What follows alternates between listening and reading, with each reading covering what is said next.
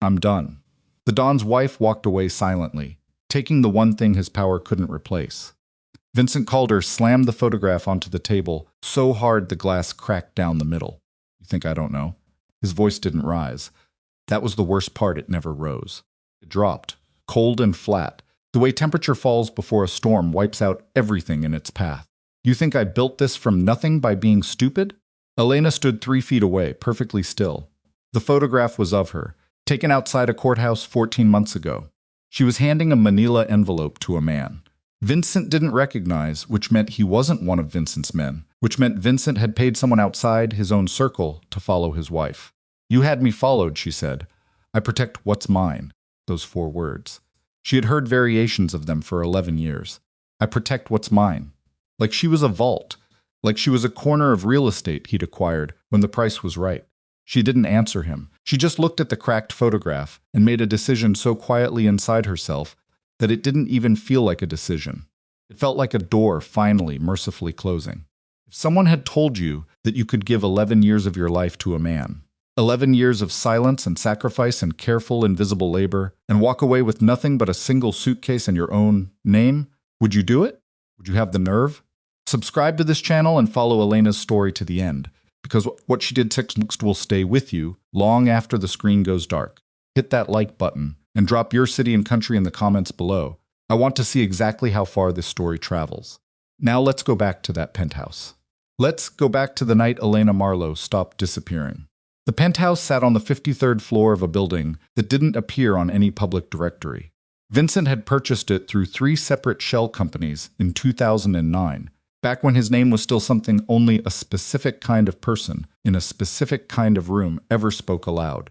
By the time Elena moved in 6 months into their marriage, carrying 2 boxes of books and a potted plant she'd had since college, the building had a full security rotation, a private elevator that required a key card and a 6-digit code, and a doorman named Roy who had a scar across his left jaw and never once smiled at her. She had learned over 11 years not to ask about Roy. She had learned not to ask about a great many things. The rain against the floor-to-ceiling windows was steady and cold, the kind of late October rain that doesn't come in waves, it just falls, relentlessly, like it has a job to do and no interest in drama. Elena stood at the far end of the living room while Vincent paced along the windows, hands loose at his sides. He was 51 years old and still moved the way men move when they have never once in their adult lives felt physically afraid. Controlled. Economic. Every step deliberate. The man in the photograph, Vincent said. His name is David Rice. He's a paralegal at Fenwick & Associates. Fen & Associates has, on 3 separate occasions in the last 2 years, filed motions that created inconveniences for certain business arrangements I have with the Port Authority. Elena said nothing. So you'll understand, Vincent continued, why seeing my wife hand an envelope to one of their people on a Tuesday morning in March might give me reason for concern. It was a Wednesday, Elena said. He stopped pacing. It was a Wednesday morning, she said again, the same even tone, which means whoever you hired to follow me isn't particularly sharp with detail. You might want to know that before you trust any other information he brought you. Vincent turned to look at her fully for the first time, since she'd walked in from the bedroom 20 minutes ago, drawn by the sound of him moving furniture, which was never a good sign. He studied her the way he studied everything, the way a man studies a card before he plays it, trying to determine if it's worth the risk. The envelope, he said, contains nothing that concerns you, Elena. It contains nothing that concerns you, she said again, because it was addressed to me. The silence stretched. Outside a cab horn somewhere 53 floors below, muffled and distant, like a sound from another world. You're going to have to do a lot better than that, Vincent said. I know. She looked at him steadily. And I'm not going to. She had not always been this way. That was the thing no one who met Elena Marlowe in the last 4 or 5 years would have believed, that there had been a version of her who laughed too easily, who forgot things, who left dishes in the sink overnight and felt guilty about it, who called her mother 3 times a week and cried at pharmaceutical commercials. There had been a version of Elena who, at 32 years old, had met a man at a charity auction for a children's hospital in Midtown.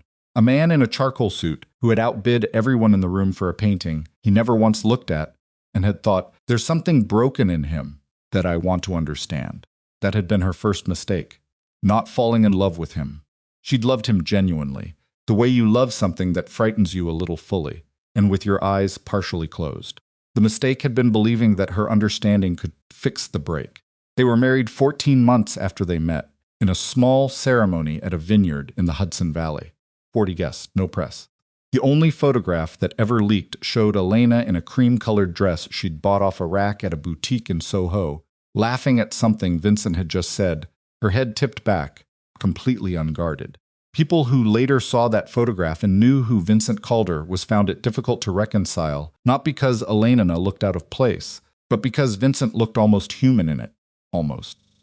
For the first 2 years, Elena had told herself the things she noticed were manageable. The way rooms shifted when he entered them. The way his phone was always face down and always within reach. The way certain men would visit the apartment on Sunday evenings and leave an hour later without having eaten or drunk anything, which meant they hadn't come to socialize, which meant something else entirely.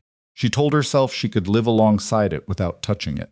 By year 4, she had stopped telling herself that. The first time she understood the actual shape of what Vincent ran, not the rumors, not the careful omissions, but the structure, the reach. The specific geography of his power was a Thursday evening in February, when she came home early from a gallery opening and found Marcus Vane sitting at her kitchen table with a yellow legal pad and a glass of Vincent's scotch. Marcus was Vincent's consigliere, a word Elena had not known before she married Vincent and now found disturbingly applicable. He was 54, gray at the temples, with the kind of steady, patient eyes that made him seem perpetually reasonable. He was the most dangerous man Elena had ever met, though it had taken her years to understand that, because Marcus was the type of dangerous that wore reading glasses and remembered your birthday. Mrs. Calder, he said, and closed the legal pad without hurrying. Mr. Vane. She set her purse on the counter. Vincent said he'd be home by 8. He will be. Marcus picked up his scotch. We finished early. She hadn't asked what they'd finished. That was the night she began paying attention. Not the watching, suspicious kind of attention that would have been useless and exhausting. Quiet, cataloging kind, the kind that doesn't announce itself. Over the next 18 months, Elena learned to read what was left in rooms after men departed them, the way a chair was angled, a glass placed, the specific quality of silence that followed certain phone calls. She learned which names on the peripheral edge of Vincent's world meant safety and which meant escalation. She learned, without anyone telling her directly, that Marcus Vane had been with Vincent since the beginning, since the warehouses in Red Hook and the 3 years before that, when Vincent was still operating with other people's money and other people's risk. She also learned, slowly, the way you learn things you're not supposed to know, that Marcus kept a second set of records. This is where the story requires a specific kind of honesty. Elena Marlowe was not a saint. She was not a patient woman biding her time for righteousness. She had made compromises she was not proud of. She had chosen silence when speaking might have helped people she didn't know, because speaking would have dismantled a life she was not yet ready to leave. She had looked away. She had enjoyed the apartment and the access and the particular freedom that comes with having more money than you can practically spend, and she had told herself that looking away was its own form of harm reduction. She knew what that argument was worth. She knew it the way you know the crack in a ceiling every morning. Right there, unmistakable, not getting smaller.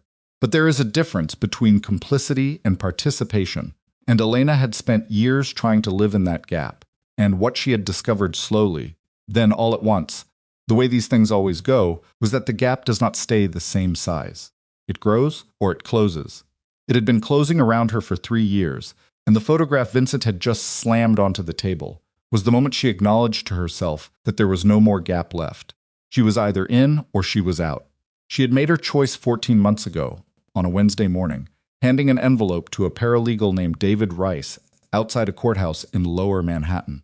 "I want to know what was in the envelope," Vincent said. They were still in the living room. Neither of them had moved toward a chair.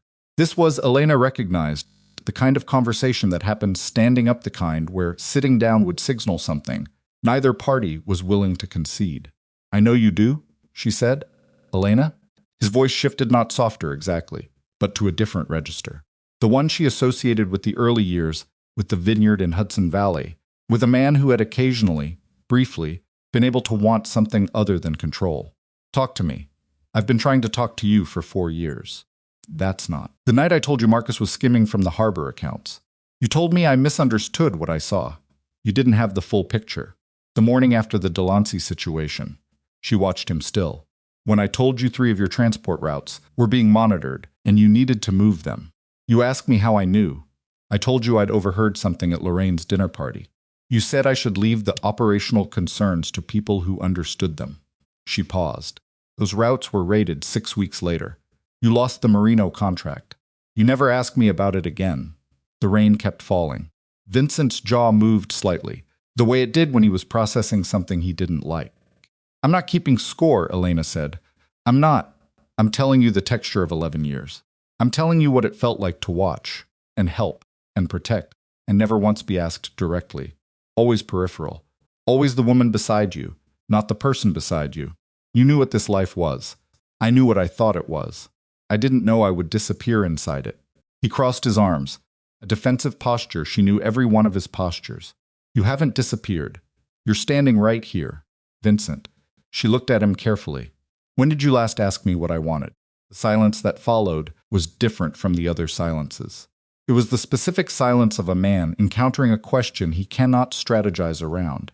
And Elena knew she had perhaps 30 seconds before he found a way to reframe it, to make it about something manageable. She didn't give him the 30 seconds. I'm done, she said. She said it quietly. That was the part that would replay in his mind for months afterward.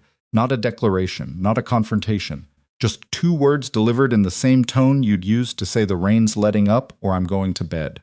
Statement of fact. The kind that doesn't require volume, because it isn't trying to wound anything. It has already moved past wound. Vincent uncrossed his arms. What? I'm done. She turned and walked toward the bedroom. Elena, I'm going to pack 1 bag, she said, still walking, not looking back. It will take me about 20 minutes. I would appreciate it if you didn't make this ugly. He followed her to the bedroom doorway. She was already at the closet, pulling down a canvas duffel she'd kept on the top shelf for 2 years, not because she'd been planning this specific night, but because she'd been planning, in a loose and practical way, for a night like this. Some things you prepare for the way you prepare for a fire, not because you want it to happen, because you know you're building. You have nowhere to go, Vincent said. He was leaning in the doorway, arms still at his sides. Your accounts are tied to the household. Your car is registered to the company. Elena, be reasonable. She pulled 2 folded sweaters from the shelf and placed them in the bag.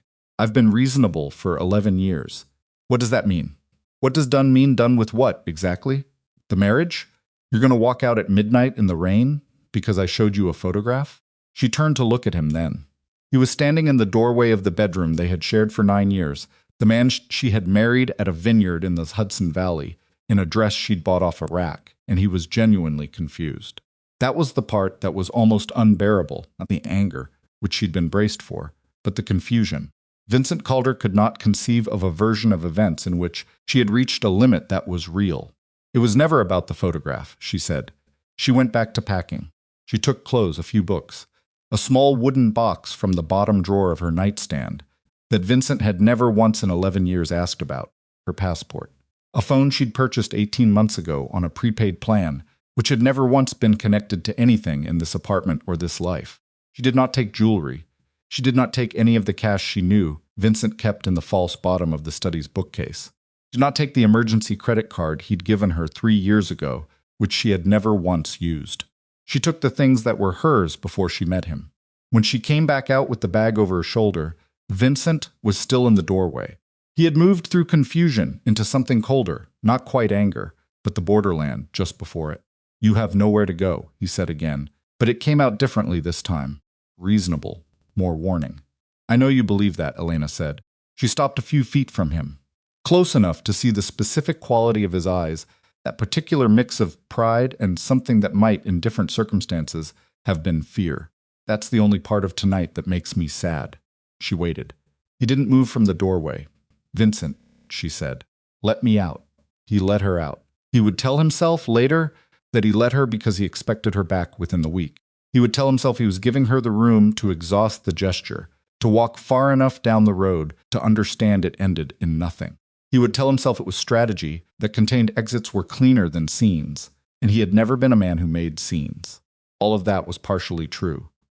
The part he didn't tell himself, because he didn't have the vocabulary for it yet, was that in the moment she said, let me out, There was something in her face that made continuing to stand there feel, for the first time in his life, like genuine stupidity, like blocking a door that had already, structurally, ceased to be a door and become a wall, and him standing in front of it anyway, like the wall might listen. He stepped aside. She walked past him without touching him. The elevator opened and closed. He stood in the living room for 4 minutes before his phone rang, and by the time he answered it, the calculation had already begun, not about Elena, not about what she'd said or what she'd meant, but about the photograph, the paralegal, the envelope, and what she might or might not know. That was the first mistake he made after she left. The second was calling Marcus. Marcus Vane arrived at the penthouse at 1:20 in the morning in a cashmere overcoat that probably cost more than most people's monthly rent, and his expression when Vincent told him Elena had walked out was one of careful, calibrated concern. He sat in the leather chair across from the couch. Marcus always took the chair, never the couch, always slightly elevated, always with his back to solid wall, and he listened to the full account of the evening with his hands folded and his reading glasses on the table beside him. When Vincent finished, Marcus said, "What was in the envelope?" "I don't know." "Where did she go?" "I don't know." Marcus was quiet for a moment. Outside, the rain had shifted, not heavier, but angled differently now. Coming in from the north, tapping the windows instead of sheeting down them. "She's been planning this," Marcus said. It wasn't a question. She took almost nothing. That's what planning looks like. Marcus unfolded his hands. A woman who leaves in anger takes half the apartment. A woman who leaves with one bag has been deciding for a long time what she actually needs. He looked at Vincent evenly. She's not coming back on her own. She has no access to money, you know of. Vincent went still in a way that was different from his usual stillness. "What does that mean?" "It means," Marcus said carefully, "that your wife has been in this house for 11 years, and she is not an unobservant person, and we should perhaps consider what she may have prepared for herself in the time she's had." He paused. "I would also suggest with respect that the more important question is not where she went.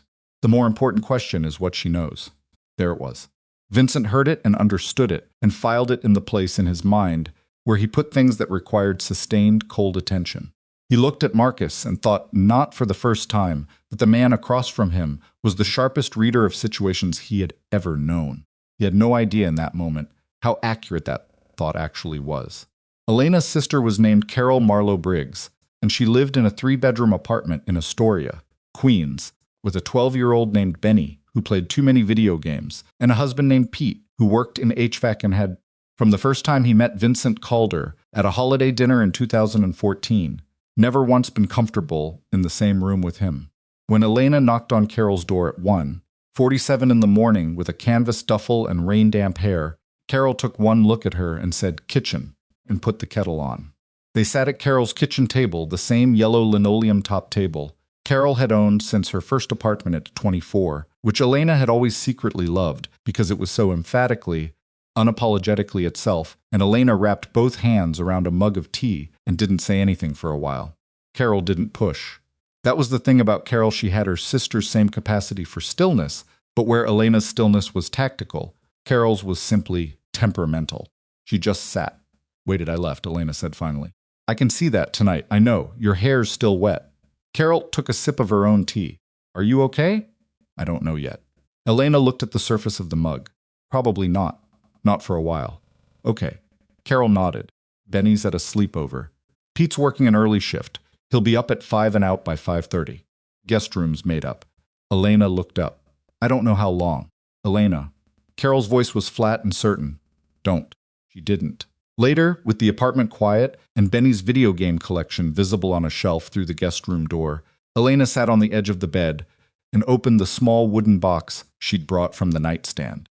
Inside was a USB drive, a folded card with a handwritten address, and a photograph of herself at 28 before the vineyard, before the penthouse, before Vincent standing outside a building in Chicago where she'd spent 18 months doing paralegal work before going back for her master's.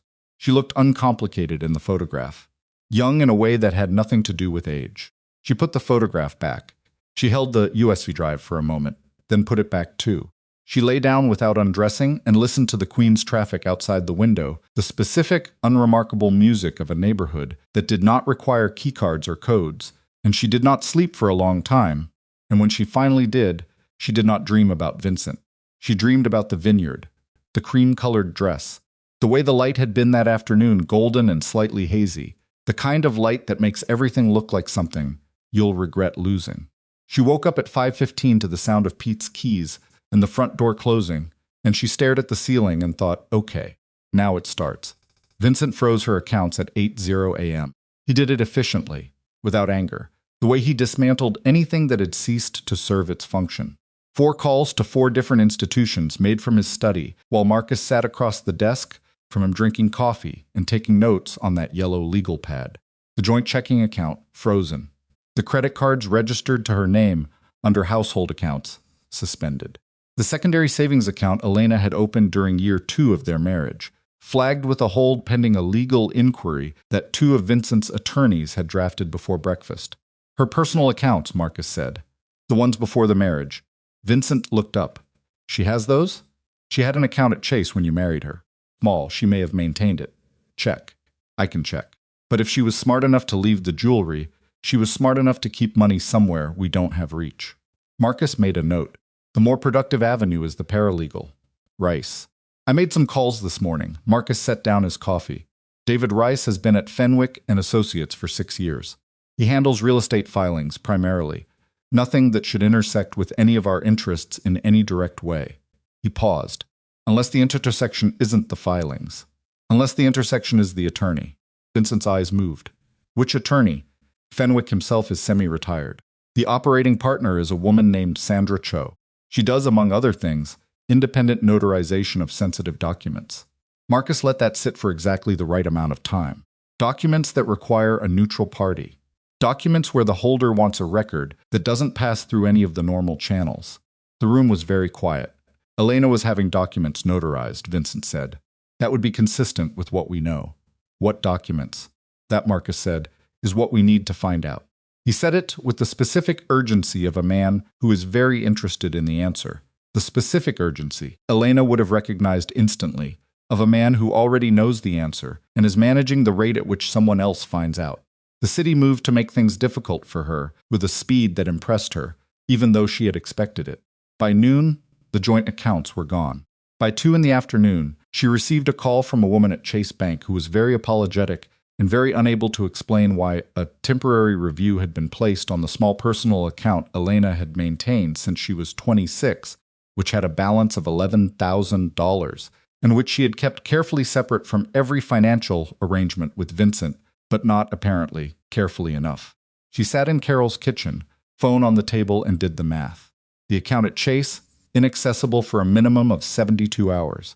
Cash she had, $430, carried in the inside pocket of the canvas duffel. Prepaid phone, paid through the end of the month. She picked up the prepaid phone and sent a text to an unsaved number. It said it moved faster than I expected. Wednesday timeline. The response came back in 4 minutes. Understood. The Astoria address is clear. Don't move yet.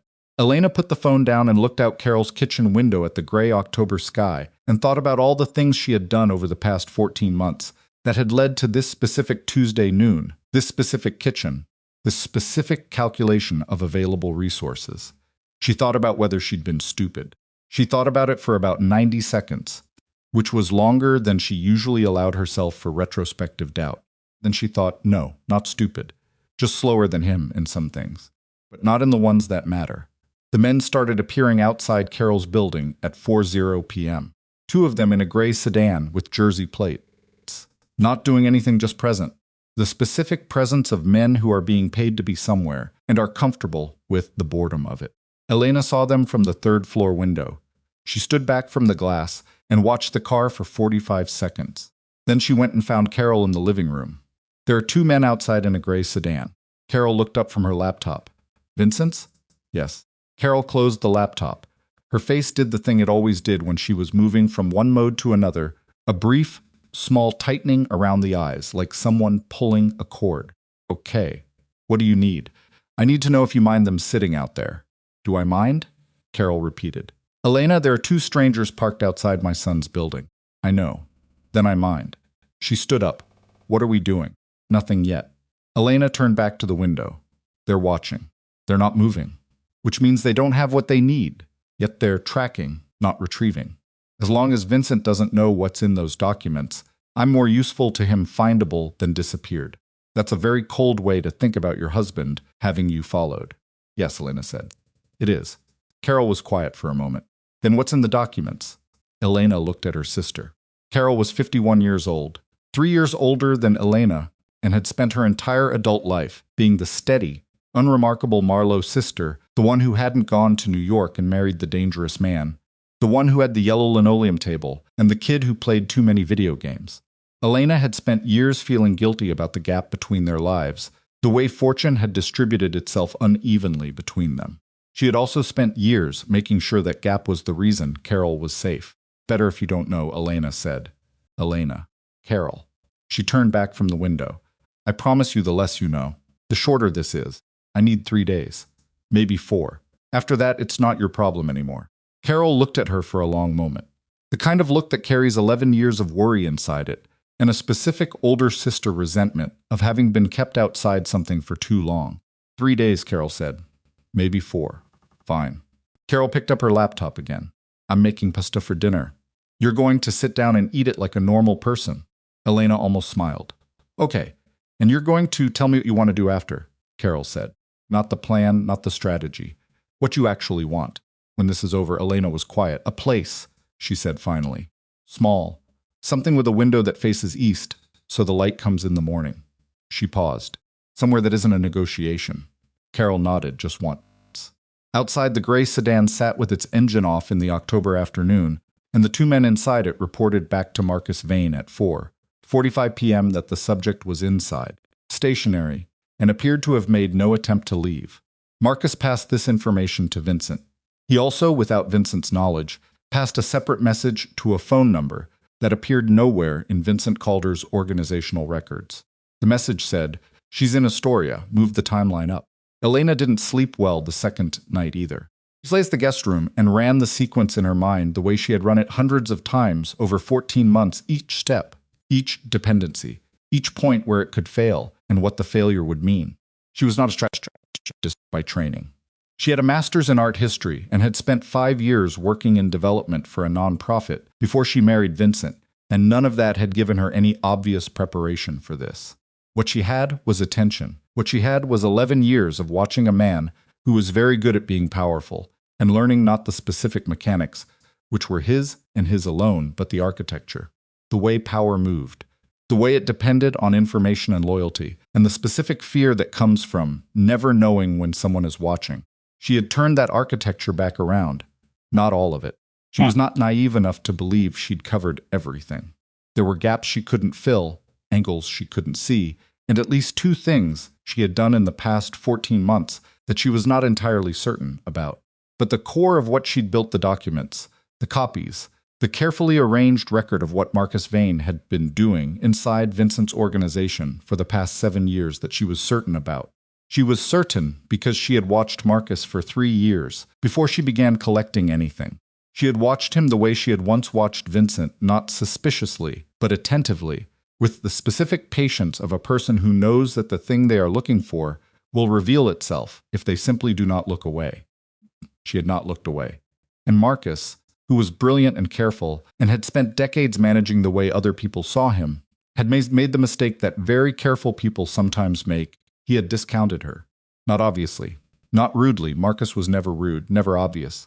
He had simply over many years calibrated her as peripheral. The elegant woman beside the dawn. Present in rooms, but not of them. Observed, but not observing. He was wrong about that. He had been wrong about it for a very long time. At 11:30 p.m. on the second night, the gray sedan was replaced by a black one. Different plates. Elena saw the switch from the window. She picked up the prepaid phone and sent one more text to the unsaved number. Changed vehicles. They're committed. The response came back in 8 minutes. Good. That means he's rattled. Wednesday still holds. Sleep if you can. She put the phone away. She lay back on the bed in Carol's guest room and looked at the ceiling and thought about Wednesday. 3 days. Outside, Queens went about its ordinary insomniac business. Somewhere a television was on. Somewhere someone was starting a late shift. Somewhere the last cab of the night was negotiating a yellow light on Steinway Street, and the world was continuing in its inelegant, unsentimental way, indifferent to the specific reckoning that was coming for a very powerful man who had, for 11 years, made the mistake of measuring his wife by the size of the shadow she was willing to stand inside. Elena Marlowe closed her eyes. She was not done being afraid. She was not done grieving what she'd loved before it became what it had become. She was not, if she was being fully honest with herself, done with him, not completely, not yet, maybe not for a long time. But she was done waiting. She was done managing her own disappearance. And in 3 days, Vincent Calder was going to find out exactly what had been in that envelope and what it meant for every belief he had ever held about who was actually holding his empire together. Wednesday arrived the way bad days often do, quietly, with ordinary light. Elena was up before 6. She hadn't slept past 5:30 since leaving the penthouse, and she had stopped fighting it. Sleep was a negotiation her body was currently losing, and she had larger negotiations to manage. She dressed in the dark, jeans and a dark green sweater she'd packed without thinking much about it, and went to the kitchen and made coffee the way Carol always made it, too strong, with the grounds measured by eye rather than spoon.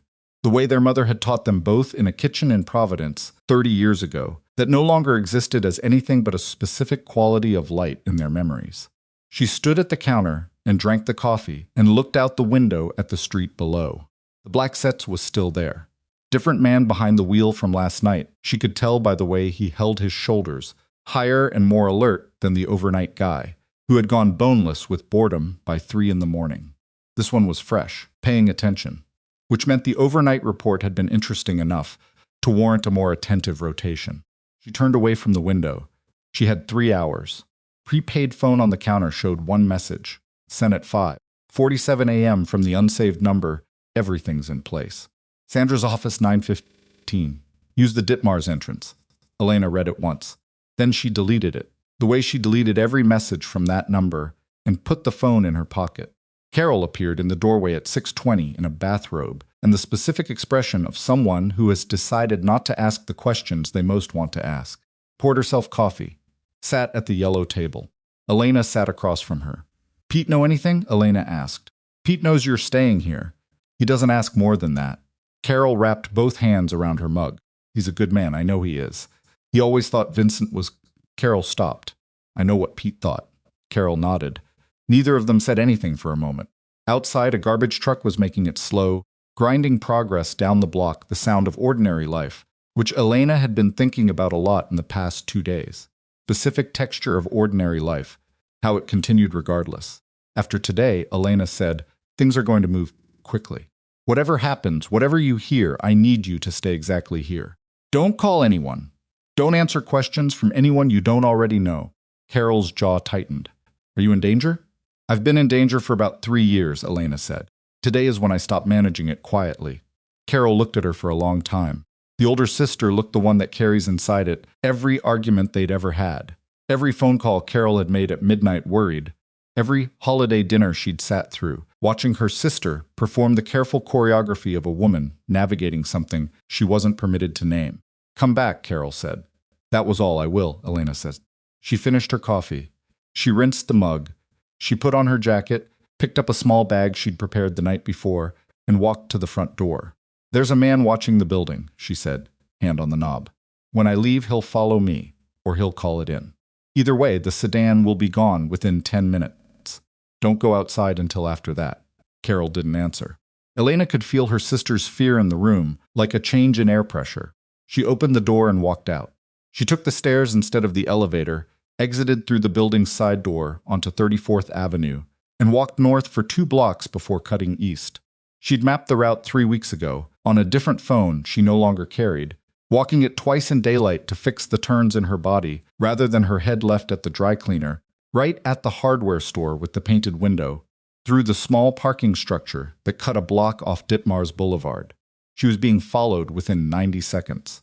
Not the sedan on foot, a man she hadn't seen before. Good enough to maintain distance, but not good enough for Elena, who had spent 3 years developing a specific sensitivity to being watched that she would not have chosen to develop, but had proven useful.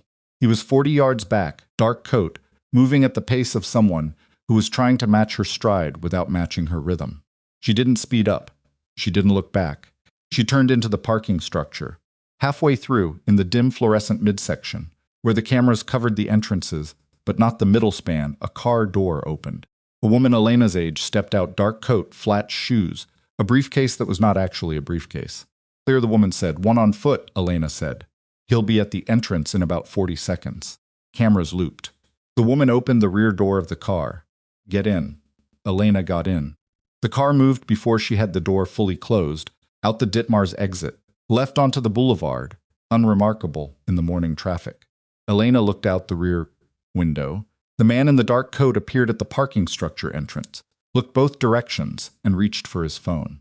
She faced forward. Sandra ready? She said. Since 8, the woman driving said. Her name was Kim, and she was an associate at Fenwick, who had been the first person Elena had called 14 months ago, when Elena had decided she was done managing the slow disappearance of herself and needed someone in her corner who was not connected to Vincent's world in any way. Kim was 37 and methodical and had a very particular quality of calmness that Elena had come to depend on, not warmth exactly, but a kind of professional steadiness that didn't require warmth to be trustworthy. Vincent moved on the accounts faster than I expected, Elena said. We expected fast.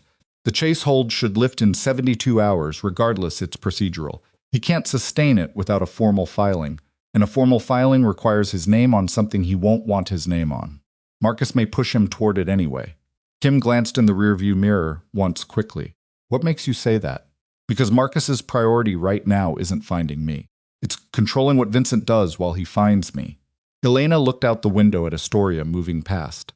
He's going to push Vincent toward every aggressive move he can justify, because every aggressive move creates a paper trail that points at Vincent rather than Marcus. He's been doing it for years. Right now, he has the opportunity to compress it. Kim was quiet for half a block. Then you think he'll try to use this situation. I think he's been waiting for a situation like this for a long time. Elena's hands were still in her lap. He needs Vincent destabilized. He needs Vincent making decisions from anger rather than calculation. A wife who walks out and won't come back is exactly the kind of thing that destabilizes Vincent Calder. So us moving today has to be faster than Marcus expects. Yes. Elena finally looked away from the window. Is the Reese copy secure? In the office safe since Monday. And the original? Kim said nothing. Kim, the original is secure, Kim said. That's all I'm saying in a moving vehicle. Elena nodded. Fair.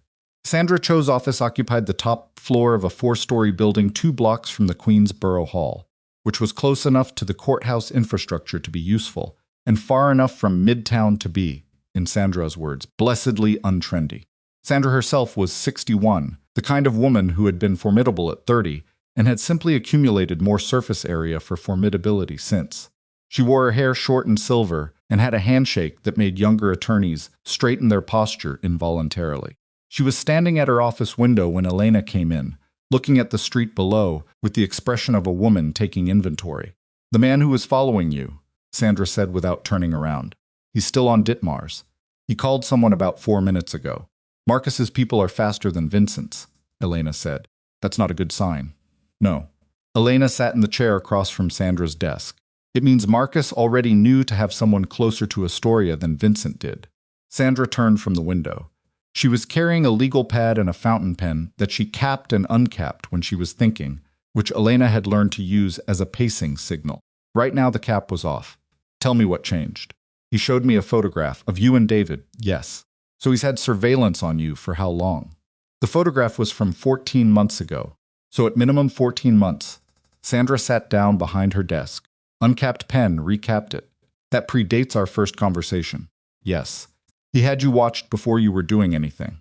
He had me watched, Elena said carefully, because he already didn't trust me, which means something had already made him uncertain. She paused. I've thought about what that was. My best theory is Marcus. Sandra looked up. Marcus told him something, Elena said. Suggested something. Enough to plant the doubt that made Vincent authorize surveillance without actually believing I was a threat. Marcus needed Vincent suspicious of me. A suspicious Vincent watches me instead of watching Marcus. The fountain pen was very still. That's a significant claim. I know. It's also the only explanation that accounts for the timing. Elena reached into the bag she'd carried in and set a plain manila folder on the desk. The first entry in the financial record is from 7 years ago. Marcus has been diverting from the harbor accounts since before I knew what the harbor accounts were. By the time I identified the pattern, he was already running 4 separate channels Vincent didn't know existed. Sandra opened the folder and looked at the first page without touching it. Her expression didn't change, which was itself an expression. The documents you had notarized, Sandra said. 3 sets. 1 here, 1 with the party I'm not naming in this room, and 1 in a location I'm not naming at all. Elena watched Sandra's face. If something happens to me, all 3 release simultaneously. Sandra looked up from the folder. You set up a dead man switch. I set up an insurance policy. Those are the same thing. Then, yes, Elena said, I set up a dead man switch. Sandra recapped the fountain pen entirely and set it down. That Elena knew meant the thinking phase was over. All right, Sandra said. Here's where we are. The financial documentation is substantive. This isn't circumstantial pattern analysis. These are actual transaction records with routing confirmations. If we take this to the right party, Marcus Vane has a problem that a lawyer cannot fully solve for him. She folded her hands. The question is timeline. If Marcus is moving faster than you expected, how long do we have before he figures out what you actually have? He already suspects I have something, Elena said. He doesn't know what it is. That's the gap. She met Sandra's eyes. We have until he figures out that it's about him. Vincent Calder had not slept either. He was at the penthouse desk at 7 a.m. with 3 phones in front of him and a coffee that had gone cold an hour ago, working through the calls he'd been making since 5, with the mechanical efficiency of a man who processes agitation through action. By 9 o'clock, he had 2 attorneys cross-checking the Fenwick and Associates filings, 3 separate operative backgrounds on everyone in Elena's known contact list, and a freeze on the secondary savings account that his bank contact had told him was already drawing scrutiny from compliance. He didn't care about the scrutiny. He cared about the envelope. Marcus arrived at 9:15, which was unusual. Marcus typically called before arriving, and the fact that he hadn't meant either that he had news worth the urgency or that he wanted to see the room before Vincent had time to arrange it. He came in through the private entrance with his own keycard, which he'd had for 6 years, and appeared in the study doorway in a suit that looked like it had been put on very recently. She met with someone this morning, Marcus said. Left the Astoria building at 6:40. Our man on foot lost her in a parking structure on Ditmars. Vincent looked up from the desk. Lost her. The camera in the structure was malfunctioning. The specific stillness that preceded Vincent's anger was something everyone who worked with him learned to read the way. Sailors read weather, not because it was subtle, but because the window between recognizing it and its consequences was very short. Marcus, who had known Vincent for 23 years, had never once in those 23 years failed to read it correctly. He read it now and adjusted. We have a vehicle that exited the Ditmars end of the structure at approximately 6:50. Marcus continued, steady and measured. We're running the plate. We'll have it within the hour. Within the hour, Vincent repeated. Yes, she left at 6:40. It's 9:15. Vincent sat back in his chair. She's had 2.5 hours. I understand that. Do you? Vincent picked up one of the phones, set it back down. Because I'm trying to determine whether we have a containment problem or a crisis, and the difference between those 2 things is what she did in the past 2.5 hours. He looked at Marcus directly. Where did she go? We believe she met with an attorney. Attorney. We're narrowing that. Vincent's hands were flat on the desk. Marcus. Which attorney? A pause that lasted exactly as long as it could afford to last. Sandra Cho. The room was quiet, Sandra Cho, Vincent said. Who does independent notarization of sensitive documents? Among other things, yes. And what sensitive documents would my wife be having notarized? Marcus's expression was the practiced expression of a man delivering bad news. He is prepared for measured concern, appropriate gravity, not overdone. That's what we need to determine. My assumption is she's been building some form of protective documentation. Insurance against exactly this scenario being cut off financially, potentially. Insurance against what? Vincent said. Again, she'd need something on me specifically to... He stopped. Marcus waited. The calculation moved across Vincent's face the way weather moves across open water visibly, in real time, each front replacing the one before it. Elena hadn't taken money, hadn't taken jewelry, had kept a prepaid phone he didn't know about, had maintained a contact at Fenwick and Associates for at least 14 months, had walked out with 1 bag and no apparent fear of being financially stranded, which meant she had resources he hadn't identified, which meant she had been planning for longer than he'd believed. which meant the envelope she handed David Rice 14 months ago was not the beginning of whatever she was doing. It was a step in the middle of it. What does she know? Vincent said. His voice was very flat now, the temperature-drop voice. I don't know yet what does she know, Marcus? A longer pause this time. Marcus uncrossed his legs and placed both hands on his knees and looked at Vincent Calder with the expression of a man who is doing a very careful thing, who is in real time making a decision about how much of the truth to release and in what sequence. She may have information about the harbor accounts, Marcus said. She was present during a number of conversations in this apartment where those accounts were referenced. If she was paying closer attention than we credited. If she was paying closer attention, Vincent repeated. Then quietly, we. Marcus didn't move. You said we, Vincent said. We didn't credit her attention. Not I.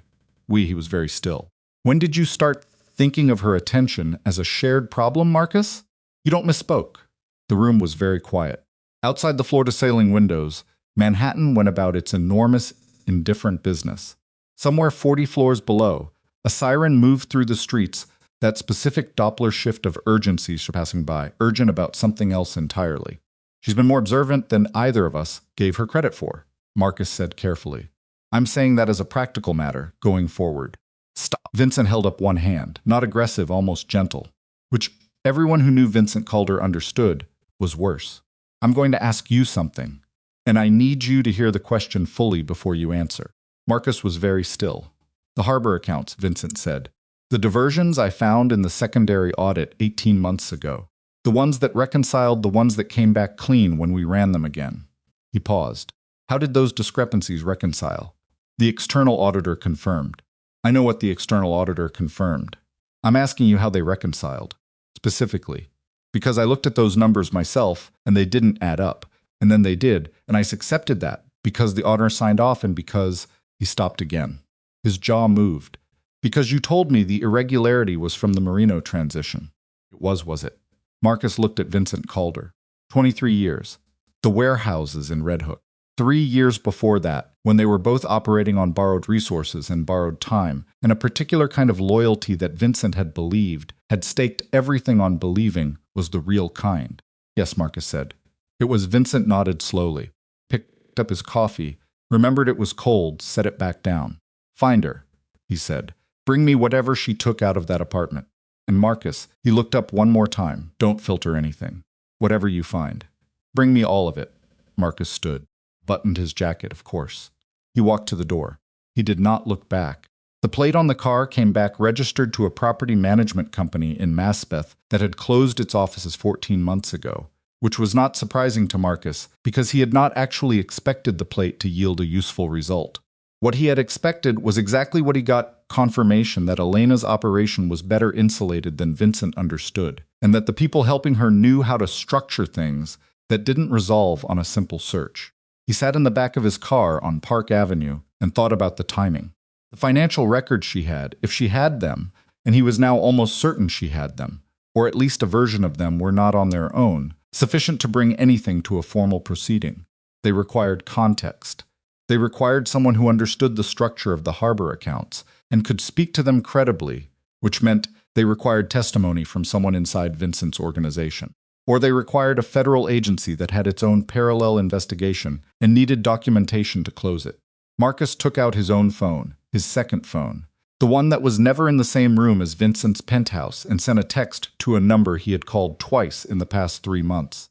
She's moving. Our window is shorter than I told you. Need the framework ready by end of week.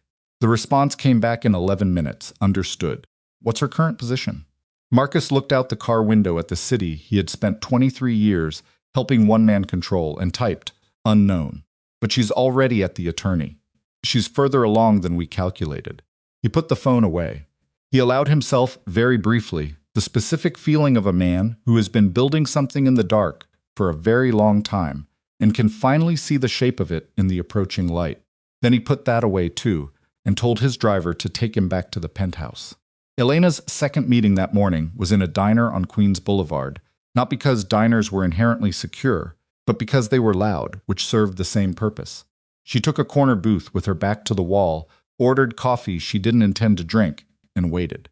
He came in at 10:40, 12 minutes late, which for a federal agent was practically punctual. His name was Daniel Faro, and he was a special agent with the FBI's Organized Crime Division in the New York field office. And he was 43 years old, with the particular look of a man who had spent 2 decades being consistently underestimated, which he had found professionally useful. He was thin and forgettable, and had very observant eyes that he kept at a specific level of casual to avoid announcing the observation. He slid into the booth across from her and didn't take off his coat. "You're being watched," he said. "I know. The man outside. Gray jacket. He made your car coming in." "Marcus is not Vincent's," Elena said. "That's a distinction that matters." Faro looked at her carefully. He had met Elena Marlowe 4 times in the past 14 months, always in places like this, always arranged through Sandra Cho's office. And each time he had left with the specific feeling of a man who has spoken to someone operating at a level of sustained, careful attention that he found professionally impressive and personally worrying. He worried because careful people who overreach get hurt, and Elena Marlowe had been overreaching, from a purely tactical standpoint, since the day she walked into this. "You're sure it's not Vincent's man?" he said. "Vincent's people are sloppy when they're anxious. His people get anxious fast. This one hasn't moved in 20 minutes. Elena glanced out the window briefly, then back. Marcus runs tighter. Faro wrapped both hands around the coffee mug he'd been given automatically. "Okay, tell me where we are." "Vincent knows I met with Sandra. He'll know about the notarized documents within 24 hours. He won't know what's in them, but Marcus will." She watched Faro's face. Marcus is going to start pushing Vincent toward action before Vincent has full information. He's going to use Vincent's anger to accelerate whatever he's building, which is the same thing he's been building for 3 years. Elena lowered her voice by exactly 1 register. Not a whisper quieter than a whisper is conspicuous. Marcus Vane has been positioning himself to take over what Vincent built, not from outside, from the inside. 7 years of redirected finances, loyalties quietly realigned, relationships with the Port Authority and the transport networks managed in his name rather than Vincent's. When the time comes, he won't have to fight Vincent for it. Vincent will be too exposed, too isolated, too surrounded by consequences that all trace back to decisions Marcus guided him toward. She paused. "And the time is now." Leaving gave Marcus the window. Faro was quiet for a moment. "How do you know he's moving now?" "Because of the man outside in the gray jacket," Elena said. "He's Marcus's, not Vincent's. Marcus shouldn't have anyone within a mile of my location right now. He told Vincent his people lost me on Ditmars, which means he lied to Vincent, and the lie is only useful if Marcus is running a parallel track." She met Faro's eyes. "He knows approximately where I am. He's not retrieving me because I'm more useful to him as leverage than as a problem solved. He wants Vincent to believe he's looking while actually knowing." Faro set down his coffee. "So Marcus is using you. He's been using me since I walked out of that apartment." Elena's voice stayed even. "He may have nudged Vincent toward the surveillance on me in the first place. He needed Vincent paranoid about his wife. A paranoid Vincent is a manageable Vincent." She paused. "The question is whether we move before Marcus realizes the documents include the secondary routing records from 2019. Faro went still. "You have the 2019 records, the ones that show the payment to an intermediary that connects to a name I think you know." Faro looked at the table, then at the window, then back at Elena, the specific look of a man recalculating distance. "If those records are authentic," he said slowly, "and if the chain of custody is clean enough to survive a challenge. Sandra notarized them 14 months ago. The chain is clean. Then we're not talking about an organized crime finance case," Faro said. "We're talking about something that goes into a federal courtroom and doesn't come out for years." "I know what we're talking about," Elena said. He looked at her for a long moment. Outside, Queens Boulevard moved with its mid-morning traffic delivery vans, buses, the ordinary mechanical business of a city that had no idea what was being assembled in a corner booth of a diner on its main arterial road. "Your safety," Faro said. "If Marcus knows you're here." "Marcus knows I'm functional and moving," Elena said. "If he wanted to stop me, last night would have been the time." "He didn't stop me last night because he needs me to be the pressure that keeps Vincent from thinking clearly." She picked up her coffee for the first time. "But that changes the moment he identifies what's in those documents. The moment he knows the 2019 records are in my possession. I stop being useful leverage and become a problem." "How long do we have?" "Sandra is making a call this afternoon. If Marcus has anyone inside Fenwick and I have to assume he's working on it, maybe 72 hours. Maybe less. Faro nodded slowly. He pulled a phone from his jacket pocket, not his service phone, a secondary one, and typed something briefly. Then he put it away. I need you somewhere safe, he said. I need 48 hours, Elena said. After that, wherever you need me. It's not Daniel. She looked at him steadily. I have spent 14 months building this for one specific outcome. Not Vincent behind bars that may happen. And that's your work, not mine. My outcome is that Marcus Vane cannot finish what he's building. He cannot take what Vincent built and run it under a different name and call it a coup. She paused. He's been dismantling one man while building himself. The only way to stop that isn't to arrest Marcus. It's to make sure Vincent sees the whole shape of it first. Faro stared at her. You want to show Vincent? Vincent needs to understand what Marcus has done before Marcus can finish moving against him. Because if Marcus completes the structure, if he gets Vincent fully isolated and the financial channels fully rerouted, then whatever we bring into a federal proceeding is missing half its context. The case has holes. She held his gaze, and Marcus walks.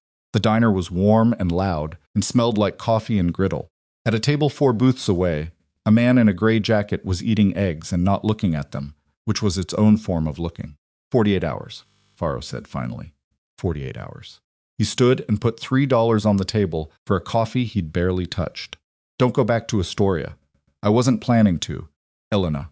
He stopped, and for a moment the professional steadiness dropped just slightly, just enough, to show the human concern underneath it. When this is over, however it goes, you understand that the things you've put in motion are going to be very difficult to stop. I know, she said, for everyone. I know that too.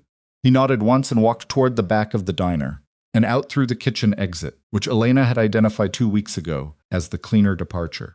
She sat for another 4 minutes, finishing the coffee she'd told herself she wouldn't drink.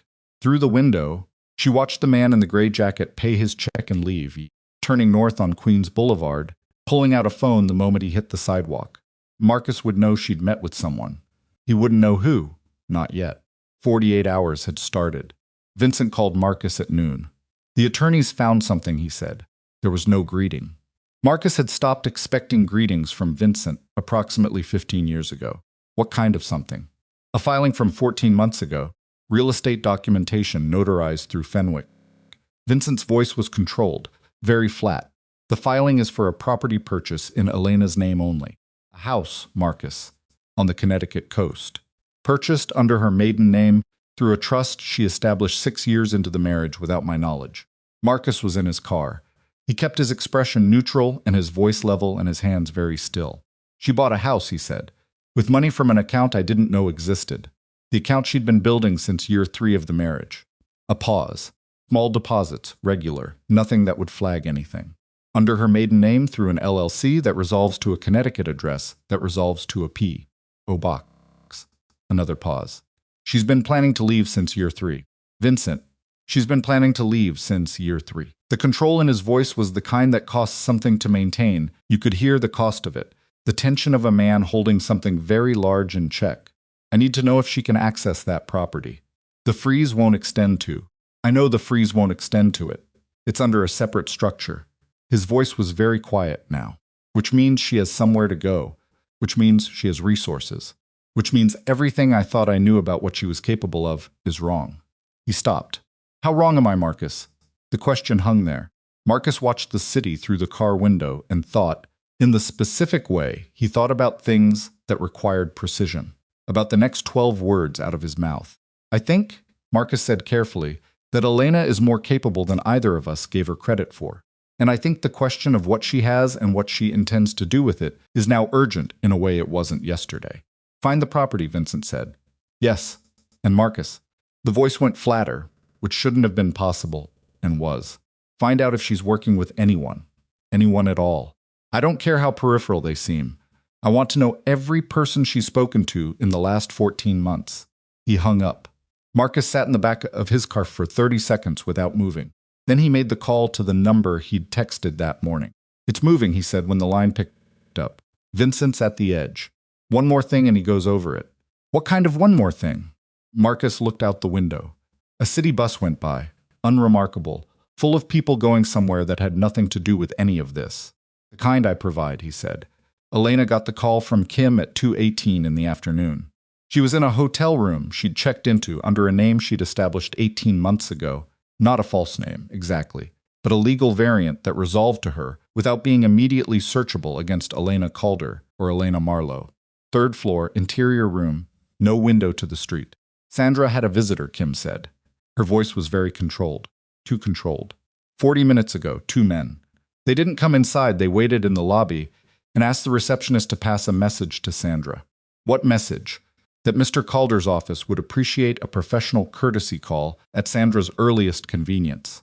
Elena sat on the edge of the hotel bed. That's Marcus, not Vincent. Vincent doesn't send messengers. He makes calls. That's what Sandra said. Is Sandra okay? She's fine. She wants you to know the documents in the safe are fine. But Elena Kim paused. If Marcus is moving on Sandra's office, he's further along than you thought. Yes, Elena said, he is.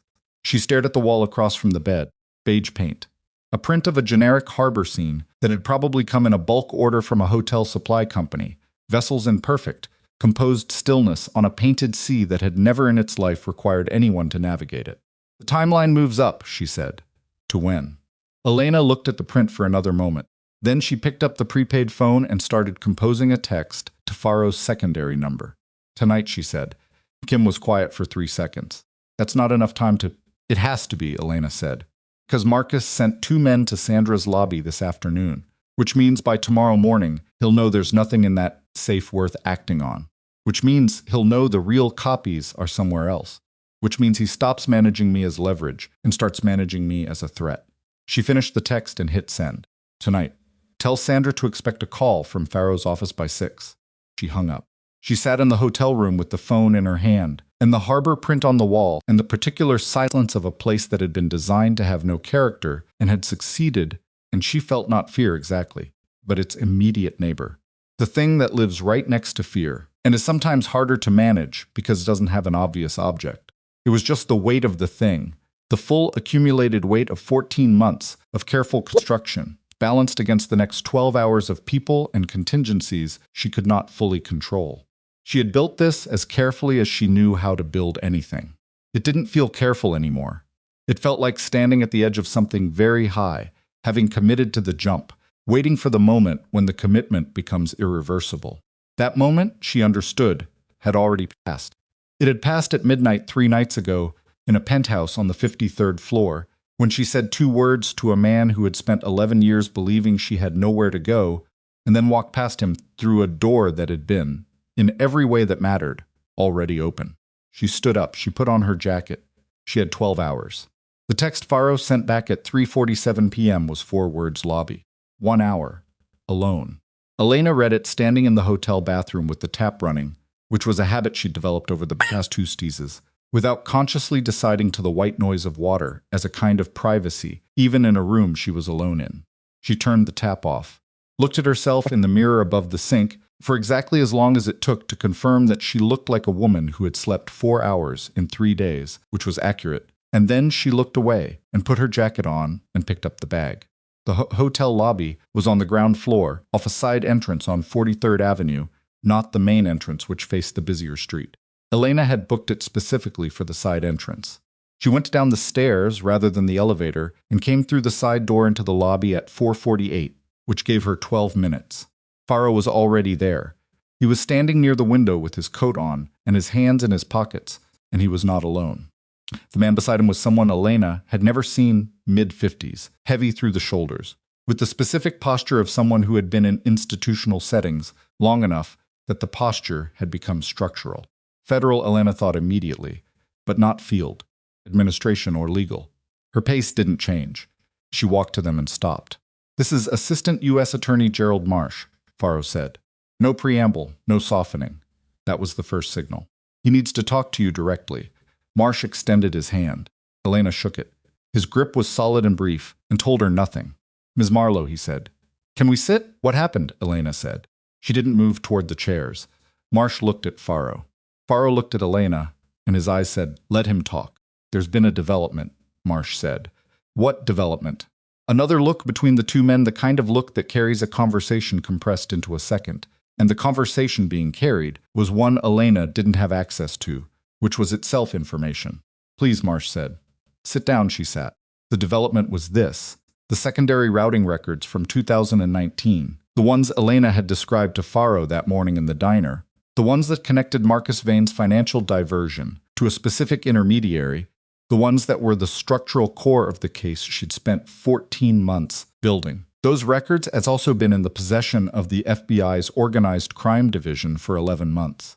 Not because anyone had leaked them, because Daniel Faro had obtained them independently, through a separate confidential source inside Vincent's financial operation in January of the preceding year, which meant the FBI had known about Marcus Vane's secondary operation for almost a year, which meant Daniel Faro had been sitting across from Elena in diners and hotel lobbies and a parking structure in Maspeth for 14 months, asking questions and receiving documents and expressing appropriate urgency, while already holding the core of the case she believed she was building for him.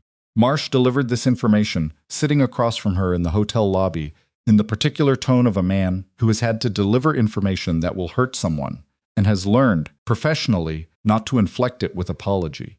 Facts. Clean, consecutive, undeniable. Elena listened to all of it without moving. When Marsh finished, the lobby was very quiet. A door opened somewhere across the room and admitted a brief wash of street noise, and then closed again and the quiet returned. You've had the records since January, Elena said. Our source provided them in January, yes. 11 months, yes. She looked at Faro. He was looking at the table between them, and his jaw was tight in the specific way that meant he was not going to defend himself and knew it and was braced for what came next. You sat across from me, Elena said. Every meeting, every document I brought you. You already had the core of it. The core, Faro said. Not everything you had. Your documentation is substantive on its own. It corroborates from a different angle. Why didn't you tell me? Not a question. A statement delivered in the tone of someone identifying a fact they need confirmed before they can process it. Because, Faro said, and then stopped, and started again. Because the investigation had parameters I couldn't breach. Our source's identity, the existence of the parallel track, if I had disclosed that to you, and Marcus's people had gotten anywhere near your communications. So you let me build for 14 months, Elena said, believing I was the one bringing you the case, when you already had the structural piece. Your documentation adds to the case, significantly. That's not what I asked. Faro was quiet. That's not what I asked, Daniel. Her voice didn't rise, dropped. Temperature falling before a front comes through. I asked if you let me do this for 14 months without telling me you already had. The piece I believed was the only reason you needed me at all. He looked up. His eyes were not the eyes of a man who thought he'd done something clean. Yes, he said. The specific quality of that moment, the way the word landed, the way the room stayed exactly the same, while something inside it permanently changed, was something Elena would have no language for later. Not betrayal, exactly. Betrayal implied she should have known better, and she didn't think that was right. She had been careful. She had been more careful than she had known how to be. She had checked angles she hadn't known needed checking and built redundancies into structures she'd been constructing alone, in the dark, while maintaining the surface of a life that was already collapsing under her. And Faro had sat across from her 4 times and received what she brought him with the appropriate expression a man receiving something necessary, and hadn't told her it was confirmation rather than foundation. Here's where we are, Marsh said, and his voice had shifted slightly, not softer, but to the register of a man who needs to move past the thing that just happened in the room, because the thing that comes next is more urgent. Case is substantially built. Between our source material and your documentation, the U.S. Attorney's Office can move on Marcus Vane within a framework that holds up. What we need from you now is different from what you've been providing. Elena looked at him. She felt something in her chest that was not quite pain, more like the specific ache of a muscle that has been carrying weight for too long and has just been asked to carry more. Different how, she said. Marcus Vane is moving tonight, Marsh said. We picked up communication from his secondary phone, the one we've had monitored for 8 months, approximately 2 hours ago. He's called a meeting with key members of Vincent Calder's organizational structure, not at the penthouse, a secondary location in Brooklyn, a warehouse property registered to one of the shell entities. Elena's hands were in her lap. She kept them still. He's not waiting, she said. He's not waiting. He figured out the 2019 records were real. We believe so, which means he knows I'm further along than he calculated. And if he moves tonight, before we get to Vincent, she stopped. The shape of it was assembling itself in her mind with the specific, unwelcome clarity of a thing you see fully just at the moment, when seeing it fully is most painful. If Marcus moves tonight and locks down Vincent's organizational structure before we establish the full picture of what Marcus has been doing, then Vincent walks into whatever Marcus sets up without knowing what it is. He'll respond to it as a threat from outside rather than a betrayal from inside. She paused, and Marcus will use that response. He'll let Vincent fight something that doesn't exist while the real move happens behind him. Marsh was watching her with the particular attention of a man who has just confirmed that the person across from him is thinking at the speed he needs them to think. Yes, he said. So what you need from me, Elena said slowly, is not the documents. You have the documents. What you need is Vincent, Faro said. He had been quiet since the admission, and his voice when he spoke was rough at the edges, in a way that might have been professional discomfort and might have been something more personal than that. We need Vincent to understand what Marcus is doing before Marcus completes tonight's meeting. Because if Vincent understands it, if Vincent sees the full shape of the betrayal, he has people in that room tonight who will still listen to him. People Marcus hasn't fully turned yet. And if Vincent makes the right move before the meeting concludes, you get the whole network, Elena said. Not just Marcus, the whole structure from the inside. It accelerates everything by 18 months, Marsh said, and it closes off the gaps that a defense attorney could otherwise. You want me to go to Vincent? Elena looked at them both. Tonight. Before the meeting, neither man said anything. You want me, Elena said again, to walk back into Vincent Calder's sphere with the full documentation of what his most trusted lieutenant has been doing to him for 7 years and present it to him in a way that makes him react in the specific way that benefits your case. It benefits more than our case, Faro said. Don't. She looked at him directly. Don't do that right now. He stopped. You want me to use the 11 years I spent inside that marriage, Elena said. The 11 years of watching Vincent and understanding how he thinks and knowing exactly how to present information to him so that it lands in the place that makes him act rather than freeze. You want me to use everything I spent 11 years accumulating inside a life I have just walked out of at significant personal cost to hand you a better federal case. Her voice was still very level. That was the thing that was costing the most keeping the level. And the reason you're asking me this now, in this lobby, 12 hours after I told you the timeline moved up, is because you had 11 months to build another approach, and you didn't, because you were using mine. The silence stretched. Yes, Marsh said. That is what we're asking. She sat with it for 40 seconds. She counted them, more or less not deliberately, but because her mind had gone to a kind of counting mode, the mode that takes over when emotion is not going to be useful, and the only available tool is arithmetic. 40 seconds of hotel lobby quiet.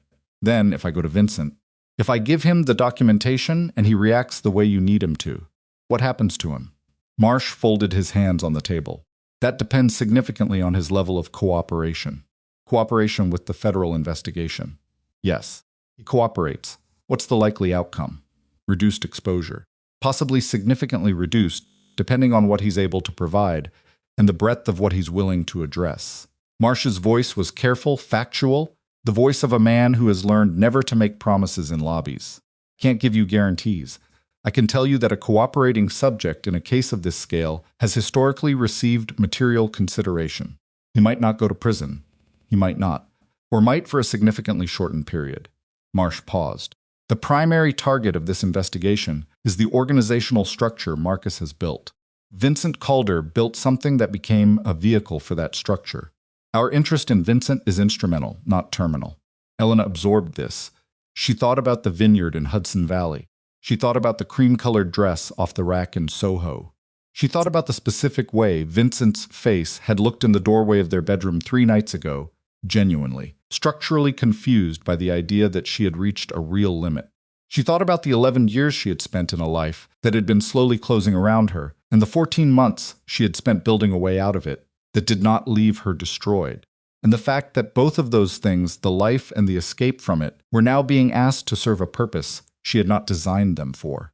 She thought about Marcus Vane sitting in her kitchen in 2013 with a yellow legal pad and a glass of Vincent Scotch, and his careful, patient eyes. I need 2 things, she said.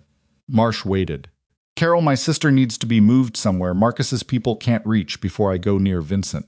Tonight, before anything else happens. She watched his face. Non-negotiable. Done, Marsh said. The second thing. She looked at Faro. When this is over. However it ends. My documentation, all of it, every copy across every location goes into the federal record as independent source material. Not corroboration of your source.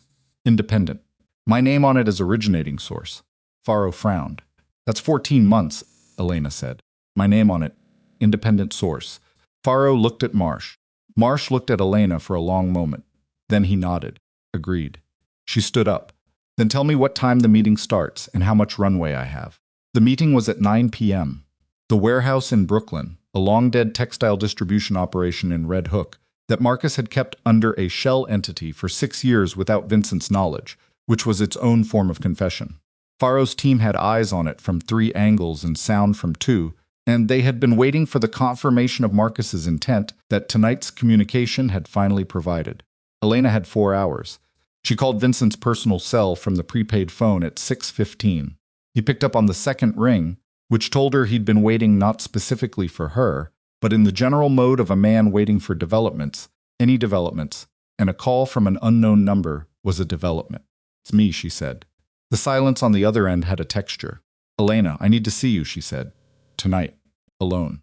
No, Marcus. A pause that lasted exactly 3 seconds. She counted. Where are you? I'll come to you, the penthouse. One condition, Marcus isn't there, and you don't tell him I'm coming. Another pause. Why? Because what I'm bringing you is about Marcus, she said, and you need to see it before 9 o'clock. The pause this time was longer, and the texture of it was different, less waiting. More the sound of something shifting, of a man whose suspicion had found a new object. Come at 7:30, Vincent said. She hung up. She had time to stop at Carol's first. Faro had 2 agents waiting outside the Astoria building when Elena arrived at 6:40, a man and a woman, both in plain clothes, both with the specific unhurried competence of people who had done this before. Carol opened the door before Elena knocked, which meant she'd been watching the window, and the look on her face when she saw the 2 agents behind her sister was the look of a woman who has been waiting for the shape of something to finally become visible. How long? Carol said. Overnight, Elena said. Maybe longer. They'll take you somewhere safe. Benny's at the sleepover until tomorrow. He'll be fine. Pete needs to know to go directly to. Elena looked at the female agent. We'll handle the communication, the agent said. Her voice was quiet and matter-of-fact. Your husband can be reached at a number we'll provide. He'll know you're safe. Carol looked at Elena. The older sister looked, again but different this time. Deeper in the eyes, less resentment, and more something that had no name other than the specific fear that comes from watching someone you love walk towards something you can't stop. You're going to him, Carol said. Not a question. I have to. Elena, Carol. Elena stepped forward and put her arms around her sister. Quickly, not a long embrace, the kind that acknowledges what can't be said rather than trying to say it. I'll call you when it's done. Carol didn't answer. Elena felt her sister's arms tighten for one moment, then release. She walked back to the car. The private elevator of the 53rd floor building required the key card and the 6-digit code, and Elena still had both. She had kept them in the wooden box from the nightstand, which she had kept in the bag, which had been with her every moment since she left. The code hadn't changed, which told her that either Vincent was too certain she wouldn't come back, or he had left it unchanged deliberately. She chose not to read into which one it was. Roy was at the door when the elevator opened. He looked at her with his scarred jaw and his non-expression, and stepped aside, which was more communication than he had offered in 11 years and all she needed. Vincent was in the study. He was standing, not sitting, which meant he had not been able to make himself sit still. He turned when she came in, and his face went through 3 things, in approximately 1-second relief, which surprised her. Something that might have been the specific ache of a person, seeing something they've missed without being willing to name the missing, and then the controlled surface coming down over both of those things, the professional face, the Don's face, the face that had been in rooms where terrible things were decided and had never given anything away. You look tired, he said. I am tired, she said. Sit down. He didn't sit. Elena, Vincent. She set the bag on his desk and opened it and removed a folder, not the original documents, which were with Sandra and with Faro and in the location she hadn't named to anyone. Clean copy, printed that afternoon at a FedEx on Queens Boulevard. Sit down, please. He sat. She opened the folder and placed the first page in front of him. This is a transaction record from the Harbor accounts, she said. June 2017. You'll recognize the account structure. I know you know these accounts well enough to read a transaction record. He looked at the page, said nothing. The amount in the third column, she said, $840,000. Follow it from the harbor account to the routing number in the footnote. She watched his eyes move.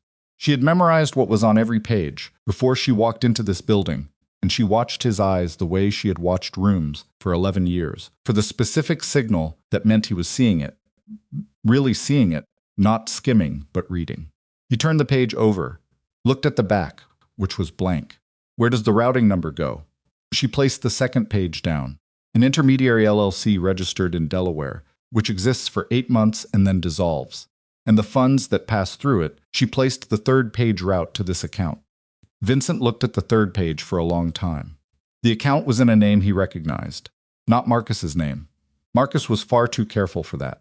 But the name on the account was a woman named Patricia Hulse, who was 62 years old and lived in a condo in Fort Lee, New Jersey, and whom Vincent had met exactly once at a fundraiser in 2018, and whom he knew, with the specific knowledge of a man who tracks the peripheral geography of his world, was Marcus Vane's older sister. Elena watched his face. She watched the moment the structure of it assembled itself behind his eyes, not the individual transaction, not the single data point, but the pattern. The way a man who has built everything on the ability to see patterns suddenly sees the one that was underneath him the whole time. How many entries, Vincent said. His voice was very quiet. In the harbor account specifically, across 7 years, 41 separate transactions. Total diverted, approximately $14.6 million. She paused. That's the harbor accounts. There are 3 other account structures, the Marino Transition Funds, the Port Authority Liaison accounts, and an offshore structure I can show you separately. It was very still. How long, he said. How long have you had this? I've been building it for 14 months. Building it. He looked up. Building it for who? Here was the moment. She had known it was coming and had thought about how to navigate it more times than she could count. Lying in Carol's guest room, and in the hotel room, and in the back of Kim's car, and none of the approaches she had rehearsed felt adequate for this specific room with this specific man. Federal investigation, she said, the U.S. Attorney's office has a case against Marcus. The documentation I've provided corroborates and extends what they already had. The room was very quiet. You've been working with federal prosecutors, Vincent said. Yes. While living in this apartment. The last 14 months, yes. Stood up. She didn't step back, she tracked the movement but didn't move, and the not moving took effort. The specific muscular effort of a person who is holding their ground against something that wants them to yield. He walked to the window, stood with his back to her, looking at Manhattan in the early evening, the city lit up in its cold October way, indifferent and enormous and completely uninterested in the 2 people in this room. You were building a case against me, he said. I was building a case against Marcus, she said. 2 are not the same. The U.S. attorney doesn't knock on one door. No, she said. They don't, which is why I'm here. She picked up the folder and set it on the corner of his desk closest to him. There's a meeting tonight. Marcus has called your organization's key members to a warehouse in Red Hook. 9 p.m. The federal team has it covered. He turned around. Face was doing something she had rarely seen it do, losing the surface. Not dramatically, not in a way that would have been visible across a room. But she was close enough, and she had watched that face for 11 years, and she could see underneath the professional architecture of it the specific exposed structure of a man absorbing a blow he had never seen coming. He's moving tonight, Vincent said. He's been moving for 7 years, Elena said. Tonight is when he finishes. He looked at her. And you've known. I've suspected for 3 years. I've had documentation for 14 months. 3 years. He said it slowly. Not an accusation, not yet something more confused than an accusation. You've been living in this apartment, in this marriage, for 3 years, knowing that Marcus. I've been trying to tell you things for 3 years, she said, and her voice stayed flat, but something underneath it moved. Something she'd been holding down for a very long time, that was now very tired of being held. The night I told you the harbor accounts had irregularities. The morning after the Delancey situation. The 2 conversations we had in 2020, that you ended by telling me I didn't understand the full picture. She watched him. You chose to believe Marcus every time. Not me, Marcus. He looked at her, and his face was doing the thing it had never once. In 11 years, done in front of her, it was breaking down. Not collapsing Vincent Calder would not collapse. It was not in his structure, but the surface of it was cracking, along lines she had not known were there. Fine fractures that ran through the architecture of a man confronting the specific shape of his own choices. The timeline, he said finally. His voice had changed registers entirely. The Don's voice was gone. What was left was something rougher and less practiced. Tonight at 9. You have 2 hours. He looked at the folder on the desk corner. He walked to it, picked it up, opened it to the 3rd page, and looked at Patricia Hall's name for a long moment. Then he looked up at Elena. "What do you need from me?" he said. And there it was. The 4 words she had worked toward for 14 months. In rooms he wasn't in. Through documents he hadn't seen, alongside a federal investigation he hadn't known existed, while living a life that was quietly destroying both of them, those 4 words, finally, in the right direction. She should have felt something clean about it.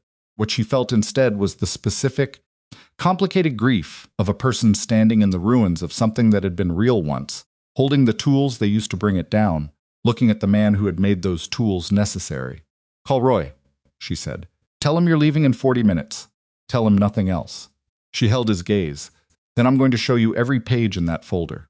And when you've read all of it, everything, not the parts that are comfortable, everything you're going to call a number I give you. And you're going to say that you want to speak with Gerald Marsh." He didn't move immediately.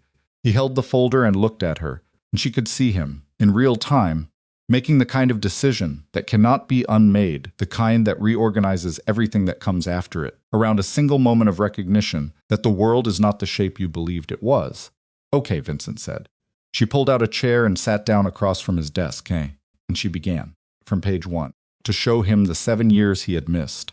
She was on the 4th section of the financial documentation, the Port Authority accounts, which were the most intricate part, and the part she wanted him to understand most completely when his phone buzzed on the desk between them.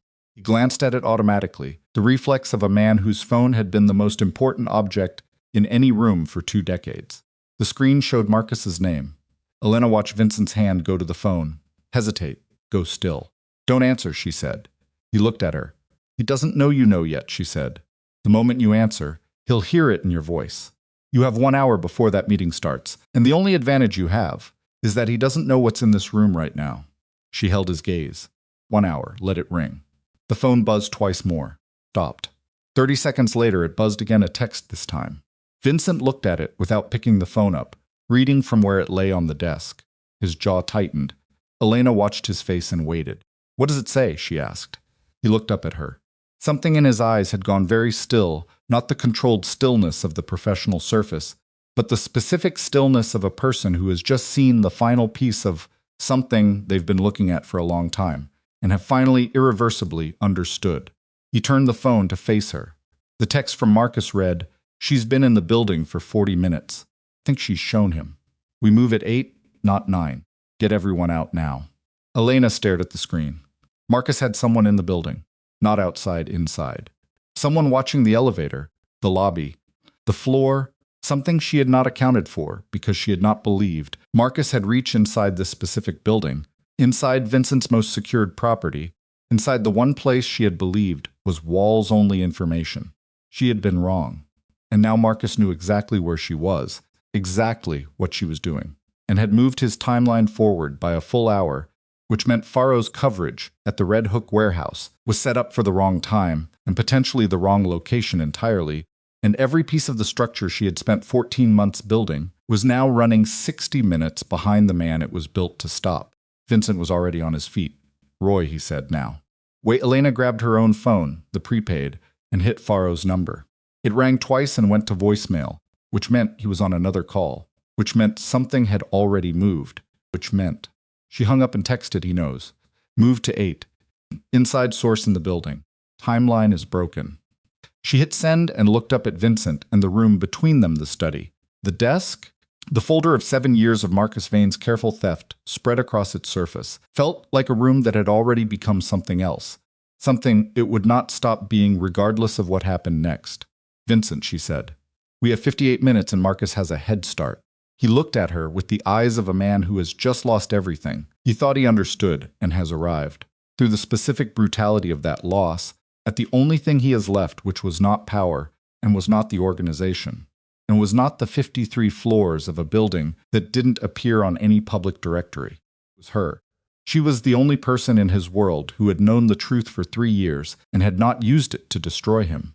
And that fact, that single, complicated, costly fact, was the only thing standing between him and the complete collapse of everything. Marcus spent 7 years engineering. Picked up his jacket. "Tell me," he said, "what we do in the next 58 minutes. And Elena Marlowe, who had walked out of this room 4 nights ago with 1 bag and 2 words and the conviction that she was done, looked at the man she had married in a cream-colored dress at a vineyard in Hudson Valley and understood that the exit she had built so carefully was not, in fact, the door she was going to walk through tonight. Tonight she was going to have to walk through the one she'd spent 14 months trying to close. 58 minutes.